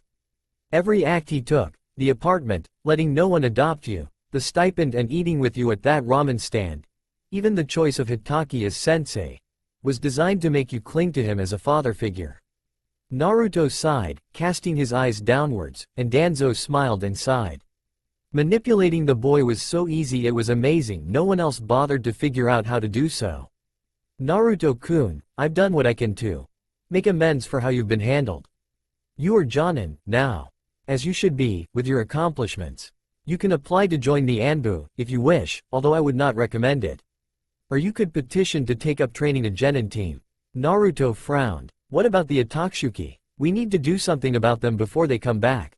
Danzo nodded. I had hoped Tsunadeheim would have awakened by now, but she is still in her coma. I have received a communication from the Land of Iron. The 5 great powers will meet in a Hokage summit in the next few weeks. I had hoped this news would not arrive, but Danzo laughed inside as he broke the news. Your former teammate, Uchiha Sasuke, has kidnapped the holder of the 8 tails from Kumo. Multiple witnesses indicate that he was wearing the robes of the Otaksuki. Naruto's eyes widened, and he stammered. No, that can't be right. Sasuke would never. Danzo shook his head. Naruto. He gave a pained smile. I know how you feel. One of my teammates went missing in my youth, and ended up selling valuable intel information to Iwa that got several good ninjas killed. I didn't want to believe my friend would have done such a thing. I wanted to believe he was just confused. That I could bring him back. But when I faced him, he was no longer the person I knew in my youth, and I had to kill him. Complete fabrication. If any of Danzo's comrades had attempted such, he'd have slaughtered them in their sleep before they could even try. But the story gave him a rapport with Naruto, who looked at him with wounded eyes. He continued. The man in question, Kurabi, was the brother of the Raikage. The Raikage is very, very angry. Naruto snorted. What, that his weapon got stolen? Danzo shook his head. That his brother was abducted and is probably going to be killed. He didn't even use the word Jinchuriki in his missive. He is angry that his sibling has been taken and he has sworn to kill Sasuke. The Hokage summit is to discuss the options the 5 great powers will take to stop Otaksuki. Danzo made a gesture to the window. I must attend. And as such, I need someone to stay behind and protect the village. I need you to protect the village, protect Tsunadeheim. I am leaving you as the Hokage designate while I am gone, and damn what the Kusal says." He smiled even wider. Naruto hadn't known that he'd coached Homura and even Uyu on what to say in the meeting he'd seen. The truth was, the elders were not at all opposed to Naruto being Hokage, a young, inexperienced fool who'd need to rely on the council for political, economic and even moral advice, as opposed to the headstrong Tsunadeheim. Perfect. But Danzo had to lead the boy by the nose, to set up the plays so it would look as if his own abilities were finally winning people over. Naruto would only be angry and vulnerable for so long before his loneliness and need for acceptance made him get past his childish anger and rather stupid rejection of the village's homage. And by the time that happened, he would be entirely Danzo's creature. The hat was uncomfortable and stupid looking. Much better to be the shadow behind the shadow than standing in the light, visible to all. Danzo chatted a bit longer with the boy before dismissing him, then turned to the corner of the room, where one of his root Anbu emerged seamlessly from the wall. "Your report?" The root knelt before Danzo. "Hokage-sama, I've had my bugs scout the boy's friends and associates. The Hyuga heiress has had a long-term crush on the Jinchuriki, but only acted on it recently, and the boy appears put out at her hesitance. Haruno does not seem to see the boy in a romantic light. Conversations indicate a close friendship, however, and she has greater insight into his mindset than most others do. The majority of his friends are still in confusion over the announcement about his heritage. The Yamanaka has made some tentative moves towards trying to get closer to him." Danzo nodded thoughtfully. "The Hyuga is not an acceptable influence on the boy, and I'm sure the Hyuga elders will agree that they are not a good match, even with his heritage known. The Haruno girl is clearly a source of stability, but her past relationship with the Uchiha traitor is problematic." Danzo stroked his chin and then smiled. "Bring me fu. I think changing a few minds, literally, may bring out the changes I want to see." Perspective was not something that Kakashi was good at. In his youth, his perspectives had been skewed by the suicide of his father and his need for organization. In his teen years, they'd been thrown off by the deaths of Obito, Rin, and Minato. And in his adult years, they were skewed by his lack of belief in his own abilities. Perhaps that's why talking to Naruto was so awkward these days. Before departing, Danzo had taken several steps towards improving village security. A full quarter of Anbu was stationed on rotating patrols around the village. Kurenai was enlisted along with several retired ninja to enact genjutsu fields around the approaches to the village itself. And sensory ninja were being linked into a seal-driven detection array of Danzo's own devising. Strict curfews were set, along with some rationing. Retired ninja and civilians who'd failed out of the academy but could manipulate chakra were drafted into the Civil and Security Patrol, under the supervision of Inuzuka trackers and Hyuga watchmen. Medic nins were organized into roving health patrols as well, ensuring sanitation in the often makeshift conditions of the rebuilding. Rather than leave a senior ninja in charge, however, Danzo had surprised everyone by leaving Naruto in nominal control, along with his new promotion to Jonin. The council had howled, of course, but the move was a major morale booster for the civilians, and even some of the ninja forces. Naruto's short, blunt speech was almost cold in its delivery, but gathered wild cheers nonetheless. Many who had questioned the boy's maturity level took his cool delivery as proof positive that he'd grown up. Kakashi didn't buy it. He was, admittedly, quite the failure at being both a teacher and looking underneath the underneath. His prize student, the one he'd thought was so much like him, had turned out to be nothing more than a murdering thug, in league with the very forces that tried to destroy the village. The girl he'd written off as a weak fangirl, unable to be of much use beside distractions, had become a skilled medic nin nearly the equal of Tsunadeheim herself. Kizaru Kaika, they were calling her, the graceful blossom of Kahona. And Naruto? Kakashi sighed, staring down at the memorial stone. I'm such an idiot, Obito. Kakateme, I could have told you that. All that talk about looking underneath the underneath and you treated him just like you did me. I wanted to respect your sacrifice. By training Sasuke, I thought I could do that, and turn him from his path by showing him there was power to be found in teamwork. And I ended up failing Sensei's son. What about Minato Sensei's sacrifice? What about Ku-chan's sacrifice? Damn it, they basically raised you after Tsukumo-sama passed away. I failed. The ghost of Obito was silent, not that Kakashi expected anything else. His first conversation with Naruto had gone pretty badly, all things considered. Upon hearing the news that Sasuke had gone completely rogue, Kakashi had traveled to the Hokage building, attempting to see Danzo before he left. Upon finding him already gone, he then decided to meet with Naruto. He'd wanted to lead a team to try to capture and bring back Sasuke before the hunter nins of the shinobi nations were sent out. He'd known of Naruto's promise to Sakura, his determination to bring the boy back no matter what, and he'd felt confident Naruto would happily agree. Probably the biggest problem would be the boy wanting to go himself, which wasn't possible. Upon entering the room, though, he'd realized there was something off. First of all, Naruto was still wearing that coat, an inverse color of his father's, black flames on a red background. Newly stitched on the back of the coat was a saying, "Determination, whatever the cost." That didn't sound very Naruto-ish. Second, Naruto was talking with two Anbu Kakashi had never seen before, who vacated the room as soon as he entered. Rude Anbu, wonderful. Naruto turned to face the copy ninja, a blank expression on his face. "Hitaki-san, how may I help you?" Kakashi had arched an eyebrow. "What happened to Kakashi-sensei, Naruto-kun?" The boy sat down, folding his hands together. "When I sat back and tried to catalog everything you had taught me, Hitaki-san, I came up with very little. Tree walking, a bit of chakra theory, a couple of tips on kunai throwing. Not a single, solitary jutsu. Tell me, Hitaki-san, does that sound like the complete catalog of training a genin should have?" Kakashi swallowed. "Naruto, The young man waved his words off. "I'm sure the council instructed you not to bother teaching me anything worthwhile, not that you wanted to. If it had just been me that was neglected, I wouldn't even hold it against you. But you did the same thing to Sakura-chan, which tells me you just weren't really interested in us at all." Naruto gave a thin smile that looked eerie and out of place. "But that is all right, Hitaki-san. I've come to understand, in the past few weeks, a great deal about the nature of the world.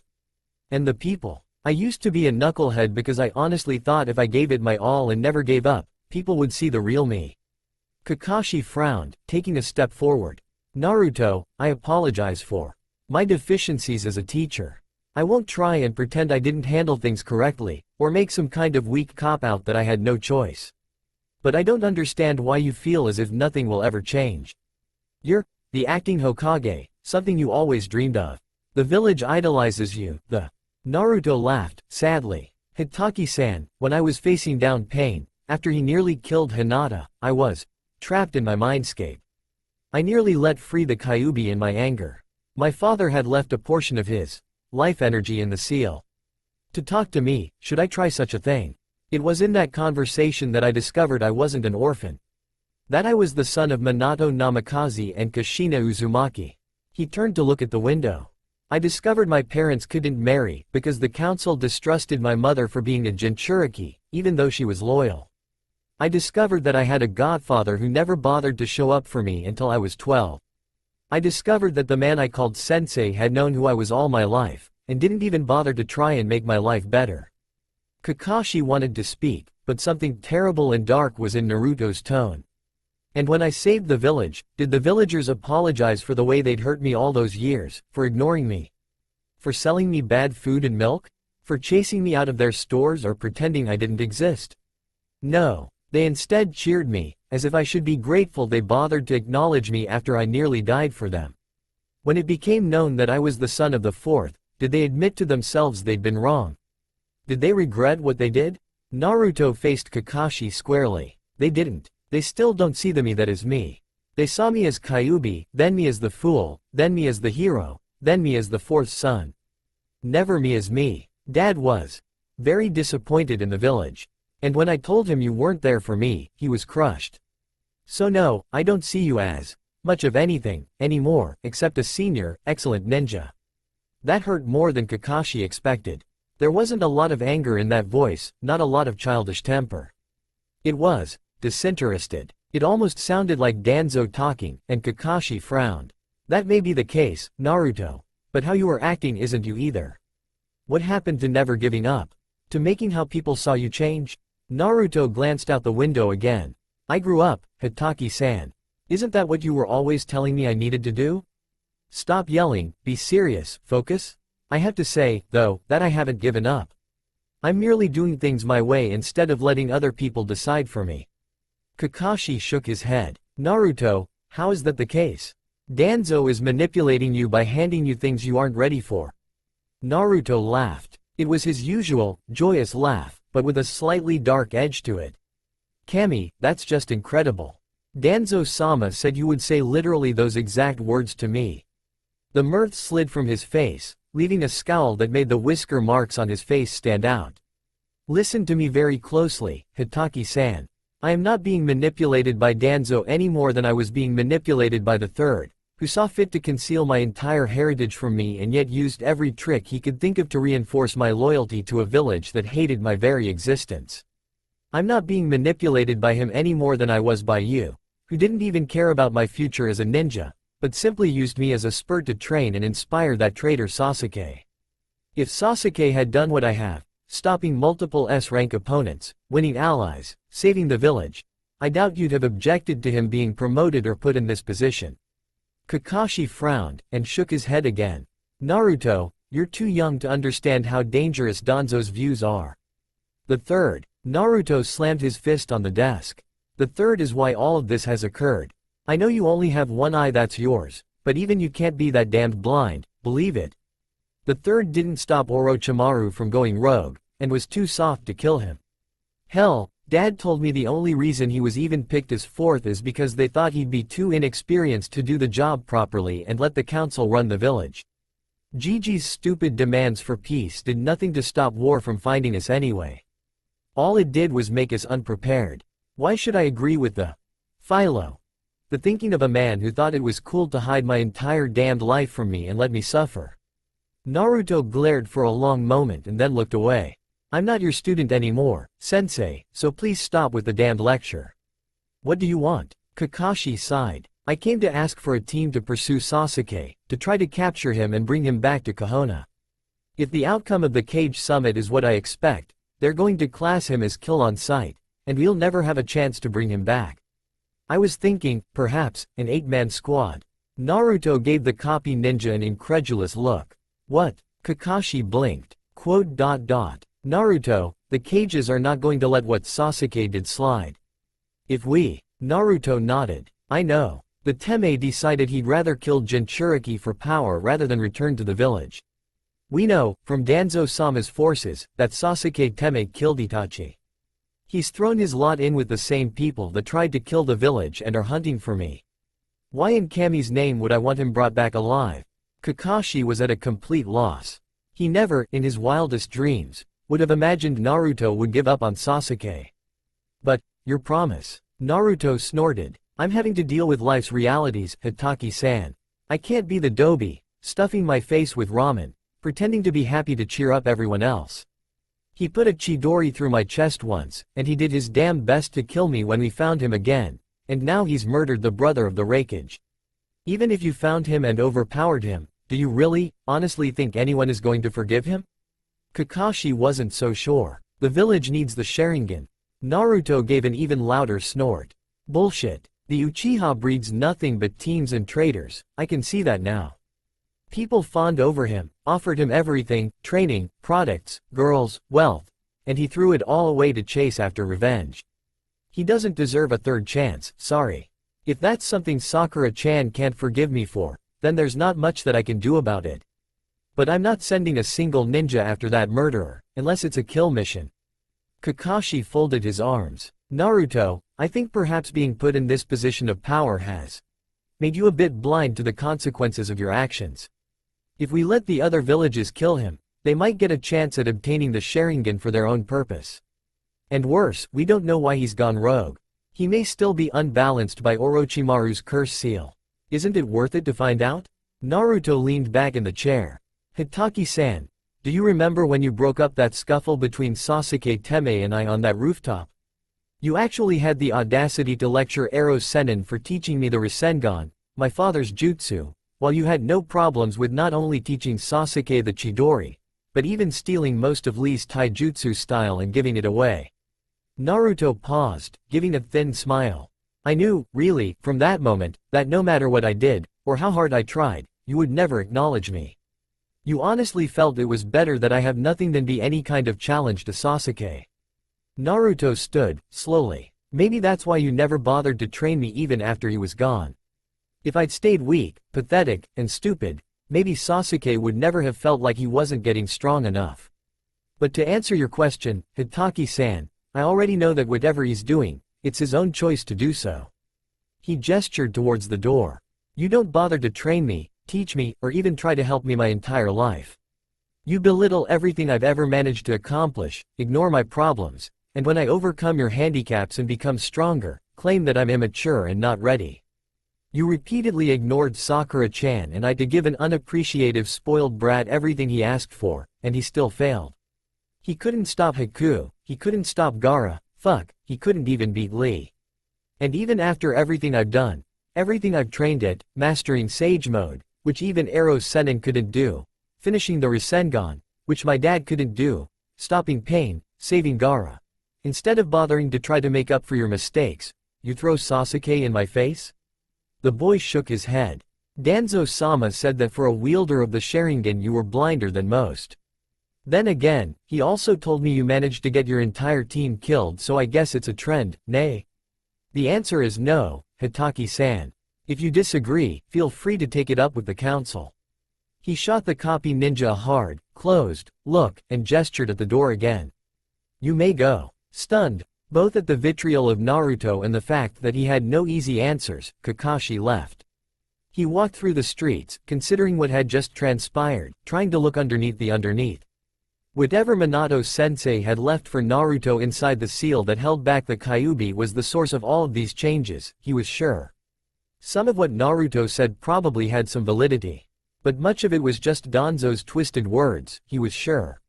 Naruto would never be the equal of someone like Sasuke. That was simply facts. The Uchiha were the most brilliant and powerful of the many ninja clans because their Sharingan gave them unlimited flexibility and supremacy in both chakra and unarmed combat.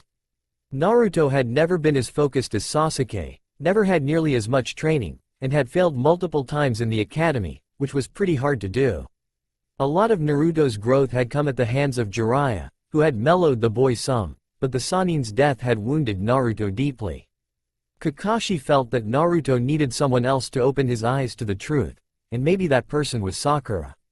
Quickening his steps to leap atop the nearest rooftop, it only took him a few minutes of travel to arrive at the makeshift hospital. He was impressed at the speed at which it had been rebuilt, and even now the full replacement building was in its final stages of construction. It wasn't hard to find Sakura. The pink-haired girl was sitting outside on a bench on the front lawn of the new hospital, eating dispiritedly from a bento. Kakashi leapt down from a tree, hands in his pockets. Yo! She looked up, green eyes reddened from crying. Kakashi-sensei. Her voice sounded tired, scratchy, and defeated. I guess you've heard by now. Kakashi only nodded. That is what the Cage Summit is about, in part.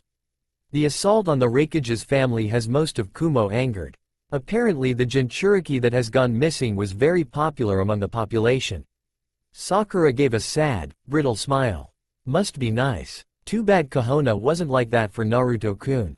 She sighed, picking at the rice in her bento. Naruto-kun says the Cages are probably going to put a kill on sight order out for him and send out hunter nins. Kakashi nodded again. That's very probable, Sakura. The political aspects of it are only made more complex by the fact that many of the nations will want to capture him to obtain the Sharingan if they can. He rubbed his chin. That's why I wanted to put together a team, to try to track him down and capture him, and bring him back to Kahona. He'd still have to stand trial.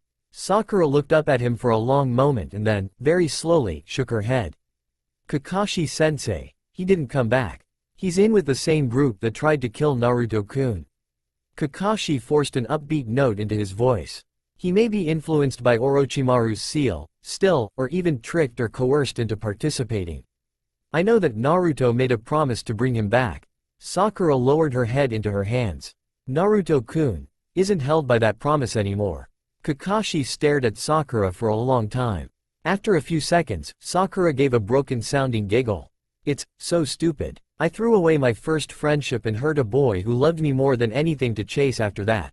That asshole. I would have fled the village with him, killed for him. She wiped her eyes. Now I see what he is. I told Naruto it wasn't fair that I tried to make him bring Sasuke. Sasuke back. He's already killed one person. She shook, her thin shoulders trembling. What if he died trying to fulfill that stupid promise? Kakashi was bad at perspectives. Taking in this new one would require him to do a lot of thinking. Danzo stood atop the ancient stone bridge facing the form of Sasuke, still leaning on his cane. With a slow movement, he twisted the handle of his cane, slowly withdrawing the blade from the cane itself. Fu, Torun, leave, report to Uzumaki and ensure he becomes the Hokage. The dark-haired Avenger sneered. You think I will let your pets flee? With a motion of his blade, sharp arcs of electricity lashed out. Danzo lifted a single hand, and a wall of fierce winds erupted, disrupting the lightning. Petulant child, your quarrel is with me, not my minions. Even as he spoke, Fu leapt away and Torun evaporated into a cloud of bugs, falling out of sight a moment later. Sasuke glared at the man, hands tight around his sword. You murdered my family, you and the elders of Konoha. You set up my brother to take the blame. Danzo shook his head. No, the elders? Spare me. They were nearly as soft as Hiruzen was, boy. I instructed Itachi to eliminate the Uchiha. And he had no choice but to obey. Sasuke gritted his teeth, as the ancient being across from him made another hand sign. There was a series of clicks and rips, and with a single sigh of cloth and several clangs, the bandages and bindings around the old man fell away. Sasuke's eyes widened in horror at what was revealed. The pale, wrinkled right arm of Danzo was studded with swollen, mutated Sharingan eyes, set in wooden-looking flesh that bore a face on the right shoulder. Worse than that, though, was the glaring red Sharingan set into Danzo's right socket. Sasuke was a boy when the wielder of that Sharingan had died, but even so he recognized its pattern. He instinctively triggered his own Sharingan to protect himself from its power. The eye of Shisui, capable of controlling and manipulating thoughts effortlessly. A thousand questions were suddenly answered in Sasuke's mind, as Danzo's smile turned into a hard, feral grin. As you see, boy, I have been in control the entire time. Of Hiruzen, of the elders, of Itachi. I instigated your fool father to act instead of being merely upset. I manipulated your idiot clan into the rash actions of plotting against the Hokage. And with this I doomed them all. It was only with the greatest of effort that Sasuke managed not to leap at the man. He needed one final answer, after all. Why murder my clan? Danzo tapped the tip of his sword against the stone, making it ring. The truth? Your clan was a danger. To Konoha, and more than Konoha. Your arrogance, blindness to reality, and most of all your idiotic curse of hatred led to your downfall. I merely orchestrated it. Itachi was merely the tool. And now you are here, boastful and proud, to take meaningless revenge. He snorted and leveled his blade. That is your answer? That we brought this on ourselves? When I am done killing you, Konoha will burn, and everything you care for will wither in the flames. Danzo merely smiled wider, even as Sasuke charged, flinging his strength into a massive strike against the old man. The blade tore through him without resistance, slaying him almost instantly. He fell to the ground limply, bleeding and broken, and Sasuke frowned. That was far too easy. But this was no clone. He watched the chakras slowly fade from the corpse, until with a blink it faded into nothingness. Before Sasuke could even react, a hand struck him in the small of the back with a hot, burning sensation. He cried out as his chakras shattered and fled, staggering away to turn to face Danzo, seemingly unhurt. With a contemptuous sneer the old man slapped his sword out of his weakened grip and kicked him in the chest, sending Sasuke flying to collapse in a heap. What? Danzo shook his head. Pathetic. He watched one of the eyes on his arm slowly close, before sighing and staring hard at the Uchiha. You don't even recognize one of the powers of your own clan, fool. Izanagi, I cannot be killed by such pitiful, foolish children such as you. The chakra suppression Mark I have hit you with will prevent you from any more stupidity. He slowly walked forward. Sasuke grabbed 2 kunai from his pouch and flung them, even as he scampered to his feet. With no chakra, his motions were sluggish, and Danzo batted both projectiles aside with his blade. Sasuke backed away more, before bumping into someone behind him. He looked up to see Tobi standing there, arms folded. "Ah, old bastard. I see you have proven too much for young Sasuke." Danzo gave a cruel smile. "And at last you expose yourself, imposter." The single visible glowing Sharingan eye behind the swirled mask narrowed. "It is unwise to antagonize me, doddering old fool." Danzo's smile only grew wider. "I have no doubt, however, that you are indeed a Uchiha. Your arrogant belief in those eyes seeing everything is absolute, and your doom." Tobi let a length of black chain slip from his robe sleeve. "It is your end." Danzo tapped his blade against the bridge, and channeled chakra. The entire bridge seemed to light up in a single blast of energy, detonating a split second later, a pulse of energy powerful enough to send Fu and Torun both hurtling to the ground from over a mile away.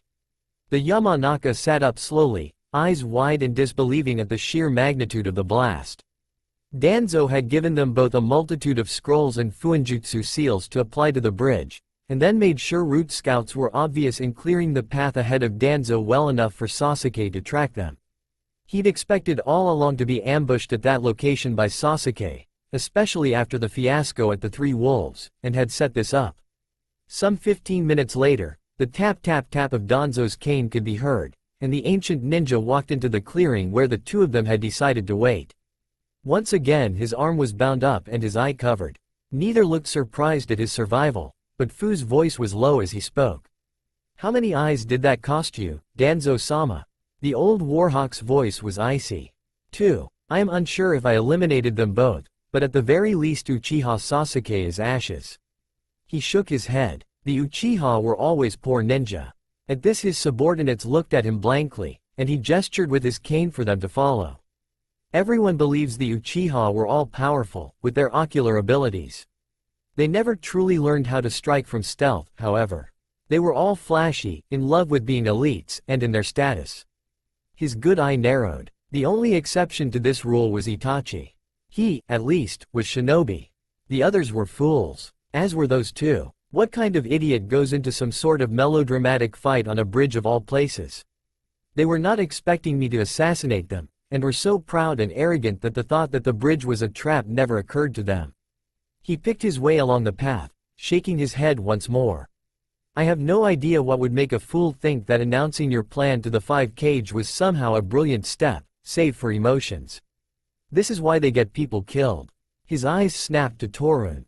"Have 6 root scouts check the area around the battle site for any signs they survived." Torun leapt to obey, leaving Fu alone to guard his master. "Danzo-sama, what now?"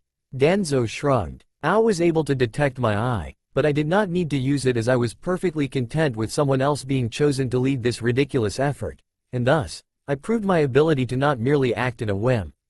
In any event, I let them select the Raikage to lead." Fu was confused. "Why, Danzo-sama, is this not a threat to Kohona?" Danzo snorted. "Hardly. If Tsunade awakens, let her waste her time dealing with the Raikage. If she does not, then we have a chance to give Naruto-kun a chance to shine once more. My place is in the shadows, not in the light. I do not need to be placed in formal charge of this alliance to control it." He glanced around, seeing the flitting forms of root shinobi closing in and around them in a protective cordon. "I can influence Naruto to act as I would, and he will either be the Hokage or be incredibly trusted and supported by Tsunade should she awaken. Either way, my hand remains unseen. With both Sasuke and the impostor acting as Madara slain, Pain crushed, and most of the rest of the organization destroyed, there is little danger for such an alliance to actually face. Meanwhile, Root will be in place both to infiltrate enemy villages and steal what we can from our fellow alliance members." Fu nodded. "And this false Madara? If he survived, or was himself the puppet of another?" Danzo grimaced. "It is likely he survived, unless he was truly foolish. But I know that was not Madara. I was very young when he left the village, but I know what Madara looked like. This person was too short, and he did not stand like Madara stood. Nor was his voice anything like Madara's." He glanced over his shoulder at the huge smoking crater left behind by his Fuinjutsu. "No, whoever that was, if they are the puppets of another, the alliance will deal with. Our primary focus should be locating wherever they have stashed the Biju they have captured, with an eye to gaining them for Kahona. With that, Danzo fell silent, and Fu stepped back. The interim Hokage wasn't sorry to see the last of the Uchiha gone. The bits and pieces of lore, passed down from Hashirama and Tobirama, explained exactly why the two brothers had worked so hard to bring the Uchiha under the control and watchful eye of the Senju. The details were scarce, but Hashirama had spoken of conversations with the Biju, about the nature of their existence. While there was little he could put together that was useful, one fact stood out: the sons of the Sage of Six Paths had been powerful, and one of them had eyes much like that of the Uchiha clan, while the other had chakra much like the Senju did. Tobirama's theory, based on scattered historical evidence, was that the tailed beasts, and the bits of rumors of a 10-tailed beast, had arisen in the aftermath of something terrible happening. The wreckage of ancient civilizations, the bits of high technology painfully maintained from badly understood notes, the terrifying ancient machines like the Flying Sky Fortress and the Ama no Hoko, all of these pointed to an older civilization. One that experimented with chakra, and was destroyed utterly. Tobirama felt the Sage of Six Paths had done something to seal away whatever had shattered the world and created such forbidden machines and powers. The more he studied, the more fearful he became of the Uchiha. While Danzo had never gotten him to explain exactly why, he knew it was more than just the old memories of the time before Kahona giving rise to such. When Danzo had begun his own investigations, discovering the ancient notes found in the aftermath of the Sazuri debacle had been terrifying. The Ama no Hoko was a machine that punched holes into the spheres of the kami, opening ways to realms beyond their own. The ancients had been playing with the very nature of existence in search of more power, and chakra had been their goal, one that destroyed them. The notes surmised the possibility of imbuing such power into living beings, and it was clear from what was being suggested that ocular powers were sourced from such unholy things. There was a link between the Sharingan and the Biju, between the Sharingan and things like the Ama no Hoko. Better, then, that the Uchiha be destroyed, rather than taking the chance they might be a risk to Kahona. It had taken years of careful manipulation, but after he'd taken Shisui's eye, it had all wrapped up in a single night. Itachi had been strong enough to not kill his beloved younger brother, but Danzo had allowed that as long as the boy had been loyal to Kahona, a single Uchiha was no real threat. When Sasuke had defected, Danzo had immediately ordered him killed, Itachi's wrath be damned. And now it was done. Itachi was dead, Sasuke was dead, and the only working Sharingans in the world were his own and Kakashi's. It would likely only take one more good push to break the copy ninja's mind once and for all, and have him die messily in some S-rank nonsense. Danzo placed Hiruzen's calm and gentle smile on his features as he walked on, mind turning to plans within plans. The wind blew past him, past his root forces, soaring over the landscape and the smoking, charred crater left behind from his fuinjutsu. It blew scattered ashes to the winds, ashes that flitted past a torn, gasping figure in the badly burned remains of robes. The cloth melted to what was left of his dying flesh. Obito knelt heavily on the rocky ground, vision dark. The blast had hit him before he could even react. He managed to block some of it with his split-second attempt to use Kamui, but he had not been entirely successful. He scrabbled for chakra, feeling the seared and blackened parts of his body, and realized belatedly that the blast had blinded him. He slumped to the ground weakly, laughing quietly to himself at the irony of his demise. That he would die in such a stupid fashion seemed only to reinforce the hollow, pointless nature of his life. When root scouts found the figure lying dead on the ground a few hours later, they conferred quietly over what to do before immolating the corpse with fire jutsu until nothing remained but half of a charred, misshapen skeleton. Sakura entered the small office of the Hokage with some trepidation, biting her lip as she did so. "You summoned me, Hokage-sama?" Danzo stood looking out over the windows of the Hokage Tower, at the still rebuilding village in the leaves. The upper floors of the new tower were almost ready, and soon the real offices of the Hokage would be opened. Danzo rather liked this smaller office, though, and since he did not plan to hang on to the stupid-looking hat any longer than necessary, resolved he would stay here.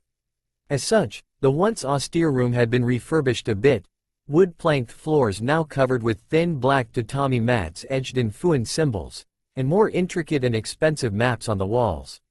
A collection of blades took up one wall, while a scroll and book-filled shelf dominated another. Danzo sat down heavily, his good eye fixed on the slender form of Sakura. The pink-haired girl was truly the key to his future plans. If he could handle this correctly, and Fu Yamanaka's gradual tinkering with the girl's head had gone according to plan. In the 6 weeks since the destruction of Sasuke Uchiha and his superior, the Madara imposter, it became apparent that other figures were involved. Now they were dealing with the remains of Orochimaru's Oto forces, commanded by the former root spy Kabuto, who had thrown in with Atsuki and whoever was commanding it now. What made them dangerous was that somehow, S-ranked missing nins known to be dead, several of the 7 swordsmen, for example, had been resurrected and pressed into service. Kumo reported several incursions in attempting to assail them and get at the 8-tailed beast. Some of the council suggested hiding Naruto away, or at least sending him out of the village as to not make it a target, but Danzo disagreed. The more Naruto was in the village, the more upset and malleable he was. Around his friends in the rest of the elemental nations, his resentment would fade, his naturally sunny disposition reasserting itself. Danzo was not quite ready for that to happen yet. And yet, if hesitated to do anything, Naruto might still slip away. Since the death of Sasuke, the boy had been moody and troubled. Despite his cold declarations of being alright, the death of his closest friend still hurt him. The little Hyuga girl had not given up either, trying to engage Naruto in conversation wherever she could. What worried Danzo the most, however, was that Naruto was growing weary of Kahona. He needed something to distract and ground him, while at the same time re-cementing his loyalty to Kahona. Danzo decided that now was the time to enact such a plan. Thus, instead of having Shizune give the weekly status report on Tsunade, he instead dispatched her to assist with the regeneration of the Raikage's arm and called upon Haruno to report instead. He gave Hiruzen's kind smile and gestured to the seat in front of the desk. "Have a seat, Chunin Haruno." With a touch of his hand he triggered the privacy seals off the office, a faint blue sheen covering the floor, walls and ceiling. Sakura took a calming breath. Seeing the privacy seals go off let her know this was likely to be a messy conversation. She smiled when the temporary Hokage used more fuinjutsu to summon a tea service, complete with hot tea. "Will you partake?" Drawing on the scraps of etiquette she'd picked up from Ino's family, she inclined her head. "I would be honored, Danzo-sama, although I regret I am not skilled enough to serve." His smile edged into wryness as he gave a grave nod. So few understand their own limits or reflections of what one believes and pursues, Chunin. He poured 2 cups, and with a delicate clink of china set a cup in front of her with effortless and slow grace. Pouring his own, he began moving chakra to his covered eye, even as he spoke. "How is Tsunade-sama this week?" Sakura winced, sighing. "Unchanged, Danzo-sama. While there are brief periods of consciousness, she has not been able to remain conscious for more than 15 minutes at a time in the past week. Given that she has only had 3 such episodes, there is little to no improvement. While there is no muscle atrophy due to the medical support jutsus, her caloric intake is still not high enough and the chakra burns on her coils are not healing. I am not sure when she will be able to at least maintain consciousness normally, but I would estimate several months at best." Danzo finished pouring his own cup, setting the service to one side and considering the finely worked china for a moment before glancing at her. "And if you were forced to give an estimate of her chances of full recovery? And of being able to take up her position again?" Sakura grimaced. "Lo, Danzo-sama." Danzo sighed. "Unfortunate." Sakura frowned. Like most shinobi of the leaf, she long suspected Danzo to be after the office of the Hokage. His rapid acquisition of power and brutal regimens for security and training had made the village more warlike, and many disliked his path. He had been tolerated only due to the fact that Naruto seemed to back him up, and to a lesser degree because he had destroyed Sasuke utterly in combat. Sakura swallowed past the feeling as she remembered hearing Sasuke was dead, a mix of sorrow, pain, anger, and relief. Glancing up, the pinkette sipped her tea as politely as she could. "I would think you would be pleased that Tsunade was unable to return to the office, as it gives you a free hand to become the Hokage." Danzo snorted. "I see you are like Naruto-san in misunderstanding me. Despite our disagreements about the nature of the world, and my personal disappointment in how Tsunade chose to live her life for years, She overcame her shortcomings in the end to stand and fight as a senju. She was willing to sacrifice her life for the village. His eye narrowed. I of all people would not disparage that, in a time when all too few understand the price of the peace and freedoms we have in Konoha. And she is the last of the Sannin, to lose such power for the village weakens it. He picked up his tea and sipped. Finally, I do neither need nor want a free hand to become the next Hokage. As I remarked to Naruto, the hat is stupid looking. If she recovers enough to take the job, she's welcome to the paperwork. Sakura set her cup down, eyes hardening. You do not wish to be Hokage? Danzo gave a nonchalant shrug. I am too old for such a position, and there are many who disagree with my policies. And if I came to the post by fiat instead of acclaim and selection of the council, there are many who would feel my rule was fraudulent. There is little need for me to reach out to take a position that will chain me down without giving me the freedom to act as I feel best. Sakura thought about this answer. Naruto had already told her Danzo didn't want to be Hokage, but to hear it was something else again. I don't think I understand, Danzo-sama. You disagree with Tsunade Shiso's policies, but you don't want to be Hokage in order to change them? I would think you would do so in the face of any opposition. Danzo chuckled, surprising Sakura, and then sipped his own tea, his motions practiced yet languid. You will find, young Haruno, that the things we want and the things we can obtain are often not in alignment. I would indeed like to change the outlook of the village. He placed his tea down. But the third's philosophy has infected this village far too much for me to rule in the way Konoha needs. To act now would simply divide us when we must be unified and strong. I cannot be the Hokage in such an environment. There is simply too much weakness and not enough willingness to sacrifice. His gaze met hers squarely. And of course, those who have sacrificed the most are the most poorly treated. I have lost my eye, my arm, my wife, my sons, and my siblings. My best friend is dead, defending this village. My parents died defending it. Yet I am held as some sort of war-mongering boogeyman. He smiled. Those who have sacrificed even more than I are treated, perhaps, even more cruelly. She frowned at that. You're talking about Naruto-kun. He nodded. I am. He paused to sip at his tea again before continuing.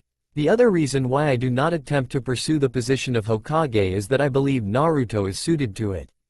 He is strong, capable of taking out multiple S-class opponents, one of which overcame the entire village. He is surprisingly capable when it comes to interactions with other hidden villages. His blood is that of not only a Hokage, but a lineage of Hokages and princes, the Uzumaki and Senju. Trained by the fourth student, apprenticed to the fourth sensei, and savior of the Leaf Village, his qualifications are impeccable. He gazed calmly at her. For all of that, however, Naruto is not loyal to the village. Sakura scowled blackly. How can you say that? He sacrificed so much for this village, these people who spat on him and hated him. He put up with it even as they despised him, even when she broke off as he held up a hand. I do not disagree with you that he has sacrificed a great deal.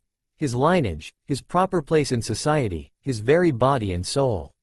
I disagree with you in the target of his loyalties.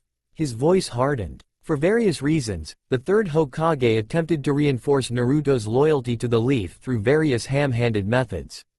He failed, miserably, in taking care of Naruto, and yet used this lack of care to attempt to reinforce a situation known in Anbu circles as the touch of a few.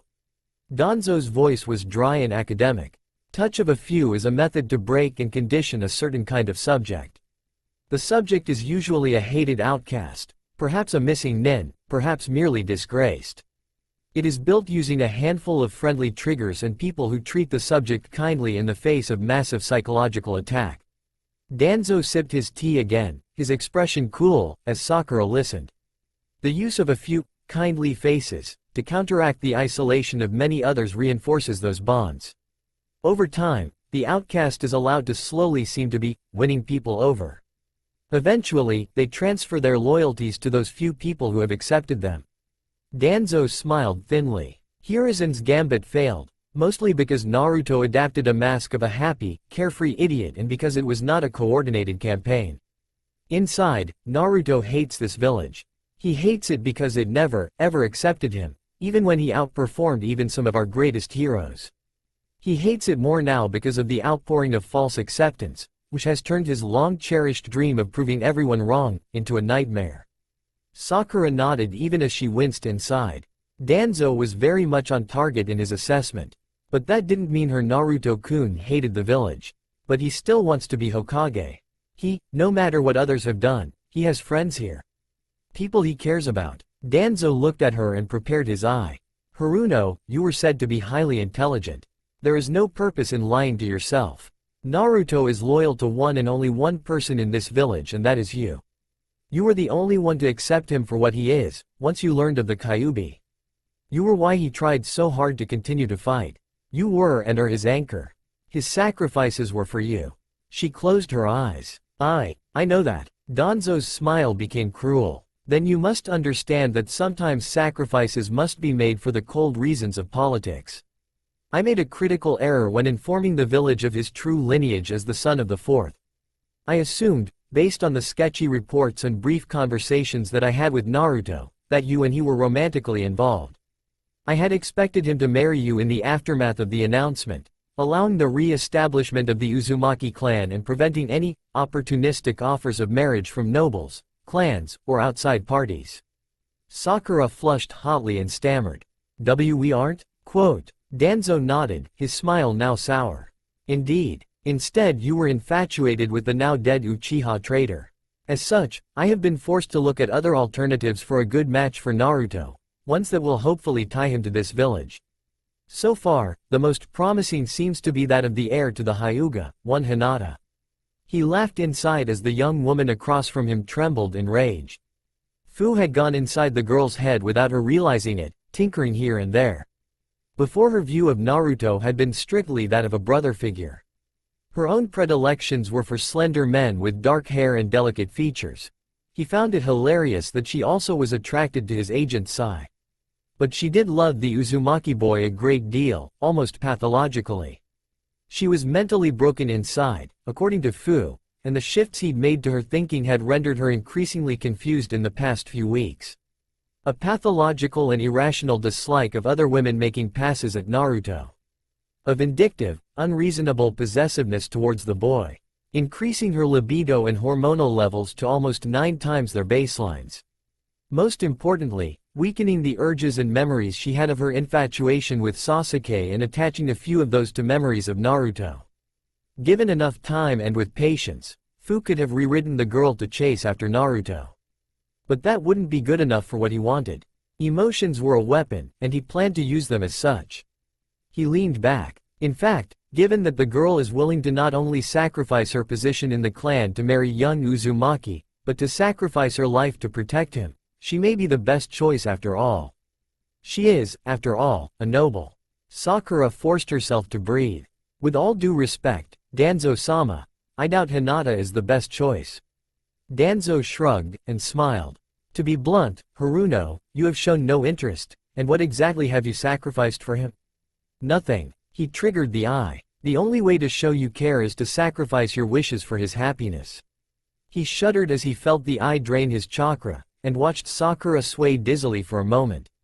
He smiled and finished his tea.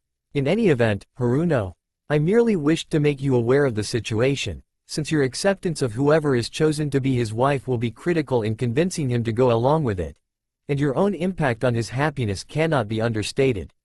He stood, and she did as well, shaking her head as if dizzy. I understand, Danzo-sama. I need to think. May I be excused? He nodded. Of course, Chunin Haruno. Tell Naruto-kun I said hello. The girl half stumbled, half staggered out of his office, and Danzo waited a good 30 seconds before chuckling and sitting back down. If Hiruzen could play with emotions and ties to the village, so could he. That's all for now. If you enjoy then please like, share and do comments.